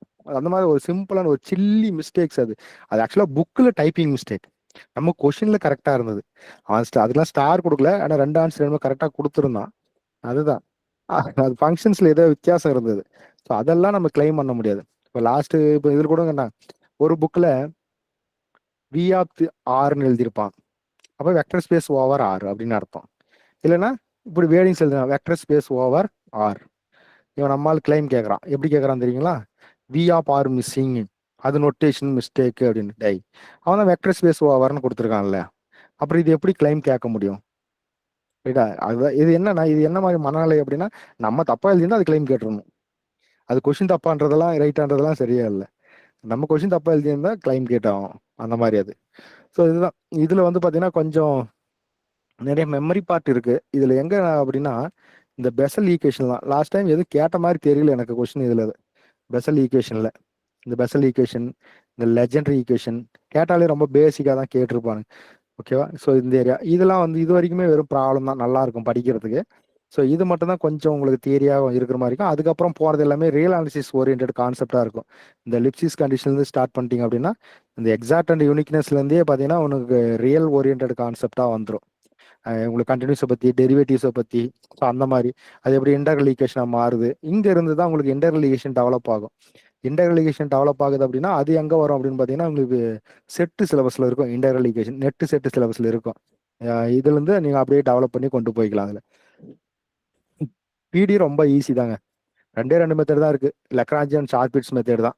அது ஒரு மெத்தட் முடிஞ்சு. இப்போ யூஜிக்கு படிச்சவங்க இது 2 மெத்தட் தான் படிச்சிருப்பீங்க. பழைய பிஜி சிலபஸில் இது மட்டும் தான் இருக்கும். அதுக்கப்புறம் இது ஒரு நல்ல question, classification of second order பிடி. அது ரொம்ப இன்ட்ரெஸ்டிங்காக இருக்கும் படிக்கிறதுக்கு. ஜஸ்ட் என்னது நமக்கு என்னது ஏ பிளஸ் இந்த பி ஸ்கொயர் மைனஸ் 4ac இது எங்கேயோ பார்த்த மாதிரி இருக்குது. எங்கே பார்த்துருக்கீங்க? குவாட்ராட்டிக் ஈக்குவேஷனை சால்வ் பண்ணும்போது ஒரு டிஸ்கிரிமினன்ட் வரும் இல்லையா, பி ஸ்கொயர் மைனஸ் 4ac. அதை பேஸ் பண்ணி ஒரு செகண்ட் ஆர்டர் ஈக்குவேஷனே எப்படி பேரபோலிக்கா இருக்கா, ஹைப்பர்போலிக்கா இருக்கா, எலிப்டிக்கா இருக்கான்றத பற்றி பேசுறது தான். அது கொஞ்சமே நல்லா தான் இருக்கும். அதுக்கப்புறம் இப்போ லாஸ்ட் டைம் இதுல ஒரு கொஸ்டின் கேட்டான், Laplace ED wave equation. Equation என்னன்னு கேட்டிருந்தான். அப் டு 2 சிலபஸில் தெளிவாக கொடுத்துட்டான். 2 டைமென்ஷன் மட்டும் தான் கொடுத்துருக்கான். 3 டைமென்ஷன் போல, n டைமென்ஷனுக்கு போல. ஸோ ரொம்ப சிம்பிள் தான் அது. அதனால பார்த்துக்கலாம். அதே போல் இந்த general solution of higher order பிடிலேருந்து ஒரு கொஸ்டின் கேட்டிருந்தான். ஸோ இதில் எல்லாமே பரவலாக ஒரு கொஸ்டின் கேட்டாங்க. மொத்தம் வந்து ஒரு 3 கொஸ்டின் என்னமா கேட்டிருந்தான். இதுலேருந்து ஒரு கொஸ்டின் கேட்டிருந்தான். இந்த ஜென்ரல் சொல்யூஷன் ஆஃப் பிடிலேருந்து ஒரு கொஸ்டின் கேட்டிருந்தான். இதில் பேசிக்காலேருந்து ஒரு கொஸ்டின் கேட்டிருப்பான் போல். மொத்தம் ஒரு 3 கொஸ்டின் தான் இருந்தது. ஓடியில் ஒரு 5 கொஸ்டின் இருந்தது. ஸோ மொத்தம் 8 கொஸ்டின். ஆனால் 11 கொஸ்டின் கேட்டிருக்கணும். 3 question short. இதுலேயே தான் பிடியில் ஒரு 3 கொஸ்டின் சேர்த்து கேட்டிருந்தானா பிரச்சனை இல்லை. ஸோ 11 கொஸ்டின் கேட்டிருக்கணும். அது என்ன கேட்கறதுன்னு தெரியாமல் விட்டான்னு நினைக்கிறேன். அதெல்லாம் கரெக்டாக தான் கேட்டுதான். இதெல்லாம் டிஃபரன்ஷியல் ஜாமெட்ரியில் 11 கொஸ்டின் தான் கேட்டிருந்தான். ஃபங்க்ஷனல் அனாலிசிஸ்லையும் 11 கொஸ்டின் தான் கேட்டிருந்தான். இதெல்லாம் கரெக்டாக தான் கேட்டிருந்தான். அடுத்து மெக்கானிக்ஸ் இருக்கிறதுலே ரொம்ப சிம்பிளான டாபிக் மெக்கானிக்ஸ் தான். படிக்கிறதுக்கு ஒன்றுமே இல்லை. அதில் மொத்தமே ஒரு 30 ரிசல்ட் 40 ரிசல்ட் தான் இருக்கும். அதை மட்டும் தெளிவாக படிச்சிட்டோம்னா அதுலேருந்து நம்ம மெட்டீரியல் கடைசியில் எழுதியிருப்போம் ஒரு 2 பாயிண்ட். அந்த 2 பாயிண்ட்லேருந்து 2 கொஸ்டின். அந்த என்னது லேம்டாவை பற்றி 2 கொஸ்டின் கேட்டிருந்தான் ஒரே பக்கத்தில் இருந்து. ஸோ அதான் அது என்ன கேட்கறதுன்னு இல்லை. அதில் கேட்டால் கொஞ்சம் சம்ஸ் ஓரியன்டாக போனால் ரொம்ப ஃபிசிக்ஸாக போயிடும். அது ஃபிசிக்ஸ் படிக்கிறவங்க லெவலுக்கு போயிடும். அதனால வந்து பேசிக்காக அந்த மாதிரி ஜென்ரலைஸ்ட் கோஆர்டினேட் லக்ராஞ்சி ஈக்குவேஷனை பற்றி என்ன, அப்புறம் ஹாமில்டன் பிரின்சிபலை பற்றி அதுலேருந்து ஒரு கொஸ்டின் தான். அப்புறம் ஒரு படம், அது ஒரு ஈக்குவேஷன் கொடுத்துட்டு இது யார் எதனுடைய எந்த படத்தோட ஈக்குவேஷன் அந்த மாதிரிலாம் கேட்டிருந்தான். இந்த கெனானிக்கல் டிரான்ஸ்ஃபார்ம்லேருந்து இந்த லேம்டாவை பற்றி 2 கொஸ்டின். ஓகேவா? இதெல்லாம் கேட்கலாம். அந்த ஜெனரேட்டிவ் ஃபங்க்ஷன்ஸை பற்றி, அப்புறம் லெக்ராஞ்சியன் பாய்சான் பிராக்கெட்ஸை பற்றிலாம் கொஸ்டின் கேட்கலாம். அந்த டைம் எதிர்பார்க்கலாம். ஆனால் 6 கொஸ்டின் கேட்டிருந்தான் அதில். இந்த டிகிரிஸ் ஆஃப் ஃப்ரீடம்ஸ் ஜென்ரலைஸ்ட் கோஆர்டினேட்ஸ்ல டிகிரிஸ் ஆஃப் ஃப்ரீடம்ஸ்லாம் இருக்கும். ஸோ அதெல்லாம் நிறைய கொஸ்டின் கேட்கலாம். ஆனால் எவ்வளோ கேட்டாலுமே அவ்வளோதான், ஒரு மொத்தமே ஒரு 40-30 ரிசல்ட் தான். அது நம்ம ஒரு கொஸ்டின் வேறு கொடுத்தோம், அதில் ஒரு டெஸ்ட் வச்சோம் லாஸ்ட் டைம், ஒரு 40 கொஸ்டின் கொடுத்து 40 கொஸ்டின் 50 கொஸ்டின், அந்த கொஸ்டின் தான் அவ்வளோதான். அதை தாண்டி எந்த கொஸ்டினுமே இல்லை. நியூமரிக்கல் தான் 3 கொஸ்டின் கேட்டதான், 3 கொஸ்டின் ஒரு கொஸ்டின் கூட நம்ம மெட்டீரியல் இல்லை. அப்போ என்ன சார் மெட்டீரியல் எழுத நீங்கள் கேட்குறீங்களா? எழுதணும். அது ஆக்சுவலாக என்னன்னா எரர் பற்றி கொஸ்டின் கேட்டிருந்தான், 2 கொஸ்டின் எரர், ரெண்டுமே குளோபல் எரர் கேட்டான். நம்ம வந்து எல்லாருமே என்ன பண்ணியிருப்போம் அப்படின்னா லோக்கல் எரர் தான் எழுதியிருப்போம். நம்ம யூஸ் பண்ணுற அந்த ஜெயின் ஐங்கார் புக் வந்து லோக்கல் எரர் பற்றி மட்டும் தான் பேசும்.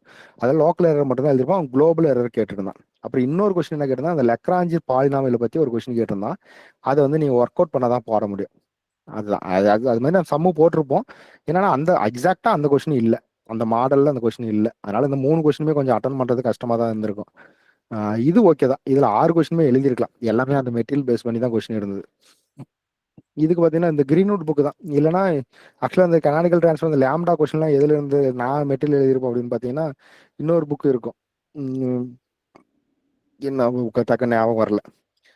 ஸோ அந்த புக்கில் இருந்து அந்த கொஸ்டின் இருந்தது. நான் மெட்டீரியல் அதை பேஸ் பண்ணி தான் எழுதியிருப்பேன். ஸோ அந்த புக் தான். நீ வேணும் வாங்கணும்னு நினச்சின்னா கிரீன்வுட் வாங்கிக்கலாம், இல்லைன்னா வேண்டாம். கிளாசிக்கல் மெக்கானிக்ஸ்க்கு பெருசாக ரிஸ்க் எடுக்க வேண்டாம். நம்ம மெட்டீரியல் நம்ம எக்ஸ்ட்ரா கொடுப்போம், அதை படித்தாலே போதும். ஓகேவா? ஏன் வேண்டாம் அப்படின்னா இது வந்து வேற எங்கேயும் யூஸ் ஆகாது உங்களுக்கு பெருசா. இப்போ நீங்க பிடிஓடிக்கு புக் வாங்கி படிக்கிறீங்க அப்படின்னா நீங்க நெட் எக்ஸாம் எழுதுறீங்க, செட் எக்ஸாம் எழுதுறீங்கன்னா நிறைய சம்ஸ் வரும் உங்களுக்கு. கிளாசிக்கல் மெக்கானிக்ஸ்ல இருந்து அவ்வளோ கொஸ்டின்ஸ் வராது. ஓகேங்களா? ஸோ அதனால தான் அது நியூமெரிக்கல் அனாலிசிஸ்லுமே வேண்டாம்.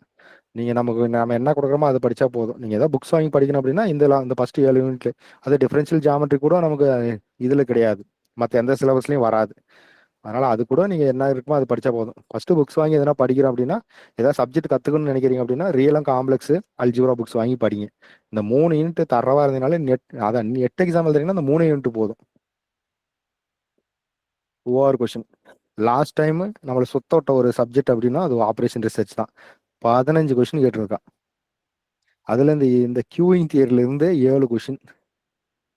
இந்த கியூயிங் தியரில இருந்து 7 கொஸ்டின்.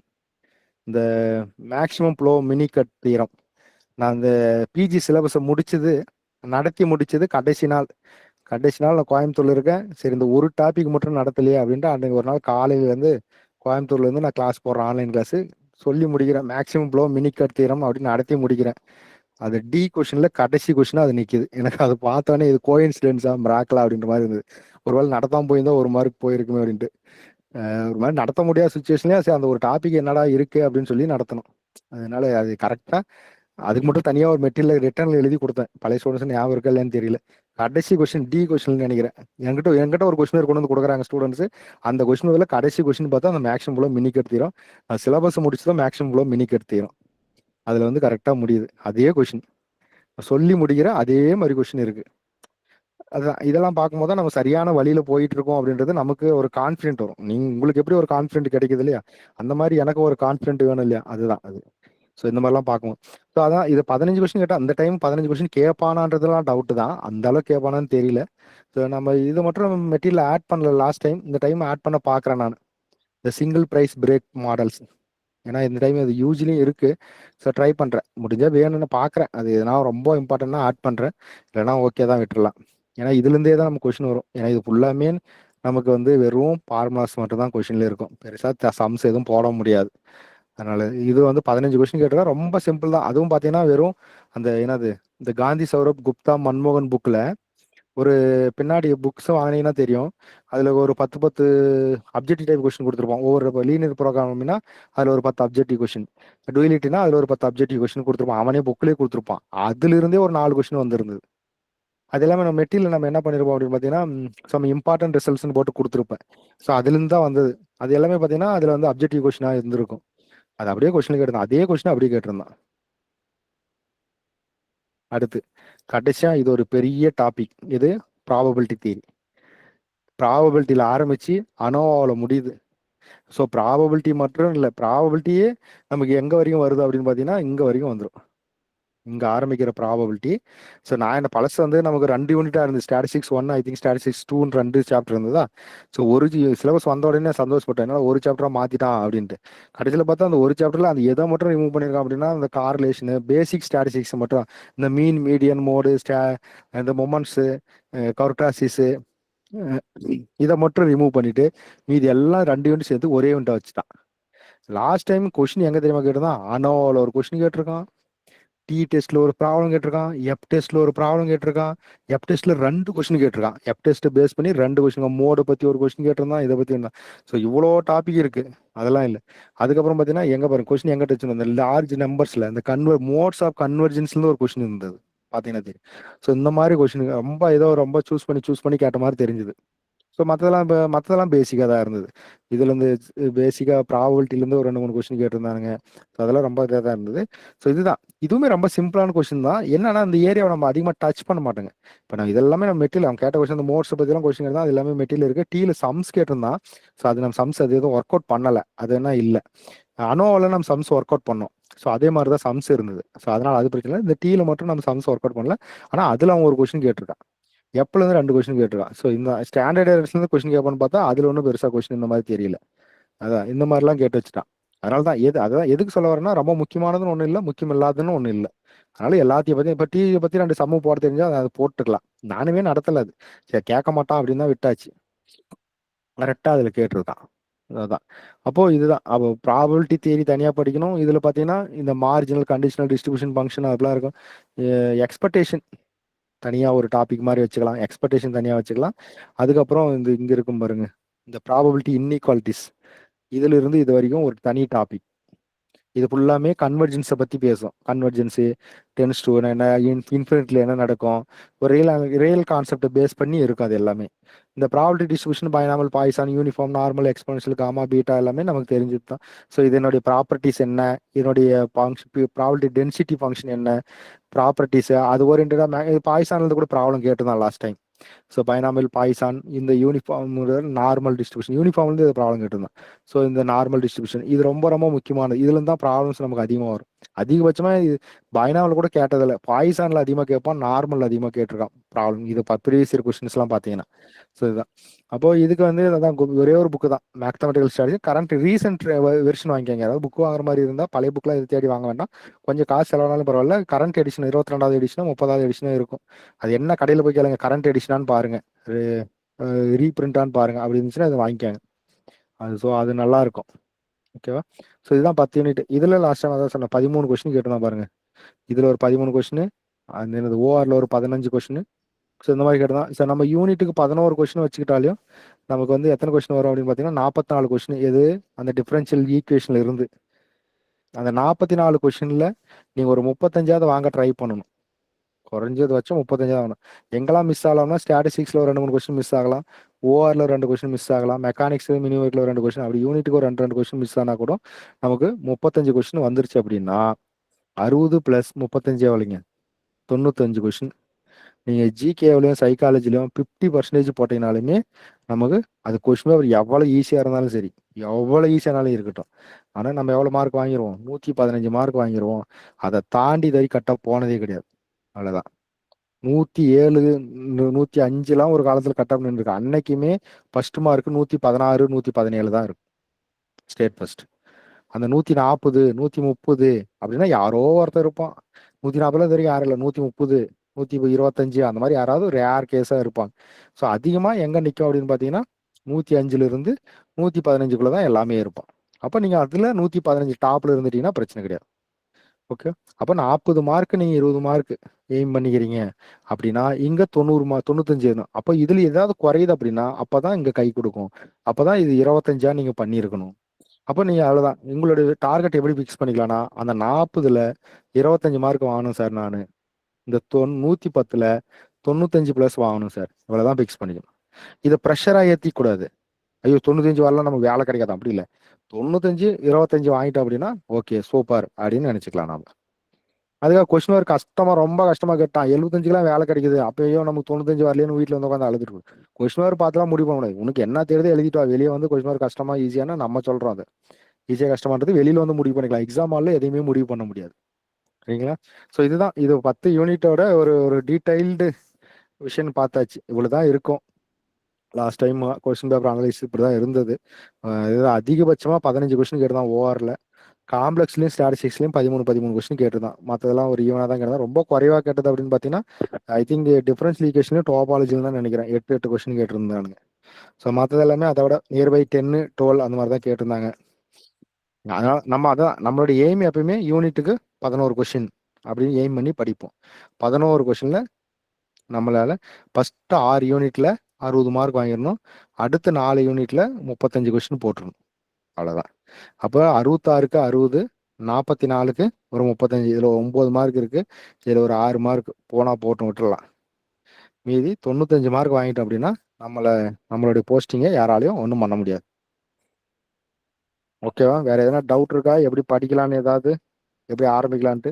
ஸோ இன்னைக்கு இதுவே சரியா போச்சு. நான் டிஃபரன்ஷியேஷன் ஆஃப்லைனில் கூட டிஃபரன்ஷியல் ஜாமெட்ரி நடத்திட்டோம் ஃபர்ஸ்ட் நாள் கிளாஸில். ஸோ ஏன்னா நாங்கள் ஃபுல் டே எடுப்போம், அதனால நடத்திட்டோம். ஸோ உங்களுக்கு 1 hour தானே, 3 நாள் டச் பண்ண முடியல. ஸோ இன்னைக்கு இதை ஆரம்பிச்சலான்னு பார்த்துச்சு. சரி, ஓகே, ஒன்றும் பிரச்சனை இல்லை, நாளைக்கு பார்த்துக்கலாம். Any doubts? எப்படி ஏதாவது எனி கிளாரிஃபிகேஷன், எனி சக்சஷன்? அதே போல் கிளாஸ் உங்களுக்கு இப்போதைக்கு ஸ்லோவாக தான் போயிட்டு இருக்கும். வீக்லி ஒரு 3 days பிளான் பண்ணியிருக்கு. ஏதாவது ஒரு சாட்டர்டே சண்டே இருந்துச்சு அப்படின்னா அந்த சாட்டர்டே சண்டே ஃபுல் டே இருக்கும். வீக்லி 2 to 3 days தான் கிளாஸ் இருக்கும். சாட்டர்டே சண்டே இருந்துச்சுன்னா ஏதாவது ஒரு சாட்டர்டேவோ சண்டேவோ, இப்போ ஃபர்ஸ்ட் யூனிட் முடிகிற வரைக்கும் கிடையாது. டிஃபரன்ஷியல் ஜாமெட்ரி முடிகிற வரைக்கும் சாட்டர்டே சண்டே கிளாஸ் வராது. ரியல் ஸ்டார்ட் பண்ணோம்னா சாட்டர்டே சண்டே கிளாஸஸ் இருக்கும். ஓகேவா? சாட்டர்டே சண்டே வந்துச்சுன்னா அது தனியாக போயிட்டு இருக்கும். வீக் டேஸில் இருக்கிற கிளாஸ் தனியாக போயிட்டு இருக்கும். ஓகேவா? ஸோ அந்த மாதிரி தான் பிளான் பண்ணியிருக்கு ஒரு 3 monthsக்கு. அதுக்கப்புறம் நமக்கு நெட் எக்ஸாம் நோட்டிஃபிகேஷன் வந்துச்சு, செட் எக்ஸாம் நோட்டிஃபிகேஷன் வந்துச்சு அப்படின்னா அதை பேஸ் பண்ணி நம்ம கவர் பண்ணுறோம். அது எக்ஸ்ட்ரா தான்.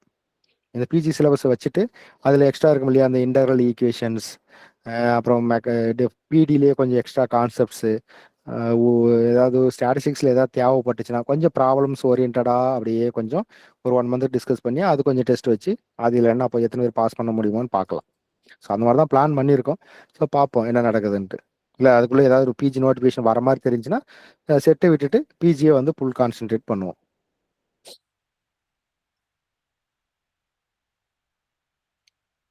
ஓகேவா? Any doubts?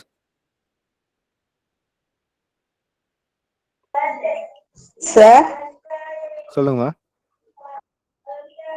சார் லாஸ்ட் பிசிடிஆர்பில பாத்தீங்கன்னா கொஞ்சம் இந்த ரிசல்ட் எல்லாம் கொஞ்சம் இந்த ஞாபகம் வச்சுக்கிற மாதிரி ரிசல்ட் தாங்க சார் நான் நிறைய தப்பு பண்ணிட்டேன். இப்போ யூஜினா நம்ம ப்ராப்ளம்ஸ் போடுவோம் சார், நிறைய பிராக்டிஸ் பண்ணணும். இப்போ இந்த ரிசல்ட் எல்லாம் நம்ம எப்படி சார் திரும்ப திரும்ப படிச்சாலும் அந்த பேசிக் மறந்து போயிடுதுங்க சார். அந்த டிஃபரன்ஷியல் இல்ல ஜாமெட்ரி நீங்க இப்ப அந்த இஷ்யூஸ் உங்களுக்கு இருக்கு அப்படின்னா நீங்க அதை பிராக்டிஸ் பண்ணி தான் ஆகணும். எப்படின்னா எழுதி வச்சு ஒரு யூனிட்டுக்கு உங்களுக்கு அந்த மாதிரி எதெல்லாம் மறக்கும் அப்படின்னு நீங்க நினைக்கிறீங்களோ அது தனியாக எழுதிக்கலாம். இப்போ நம்மளே சொல்லுவோம், இப்போ டிஃபரன்ஷியல் ஜாமெட்ரி நடத்த ஆரம்பிக்கிறோன்னா என்ன சொல்லுவோம், இப்போ ஒவ்வொன்று இப்போ எலிக்ஸை பற்றி படிக்கிறேன்னா நான் லாஸ்ட் கிளாஸ் சொல்லியிருப்பேன், எலிக்ஸ்னு ஒரு டைட்டில் போட்டுக்காங்க. எலிக்ஸை பற்றி எங்கெங்கெல்லாம் ஒரு கான்செப்ட் சொல்கிறோமோ அதெல்லாம் ஒரு பேஜுக்குள்ளே கொண்டு வந்துருங்க. ஓகேவா? அந்த மாதிரி படிச்சிட்டிங்கன்னா ஓகே, எலிக்ஸ்னா அவ்வளோதான் இருக்குது. இப்போ ஆங்கரிங்னு எடுத்துக்கிறீங்க, அப்படி ஒரு டைட்டில் இருக்குது, அது அடிக்கடி வருது, மெட்டீரியல் ஃபுல்லாக அங்கங்கே வந்துட்டு இருக்கு அப்படின்னா அப்போ மெட்டீரியல் ஃபுல்லாக அது என்னன்னு ஒன்ஸ் படித்து முடிச்சிங்கன்னா தான் எங்கெங்கே வருதுன்னு தெரியும். ஓகே, அப்போ ஆங்கரிங்னு டைட்டில் போட்டு அது ஓரியன்டாக என்னென்ன இருக்குது அப்படின்னு எழுதி வச்சுக்கிட்டீங்கனாலே அது ஓகே தான். ஸோ அந்த மாதிரி இருக்கிறதா ரொம்ப அதுக்காக ஒன்றுமே முடியாதெல்லாம் நம்ம ஒன்றும் பண்ண முடியாது. ஸோ இந்த மாதிரி ஒரு டைட்டில் இருக்கிற காமன் பாயிண்ட்ஸ் எல்லாம் ஒரு இடத்துல எழுதி வச்சுக்கிட்டீங்கனாலே அது பெட்டராக இருக்கும் உங்களுக்கு. தேங்க்யூ.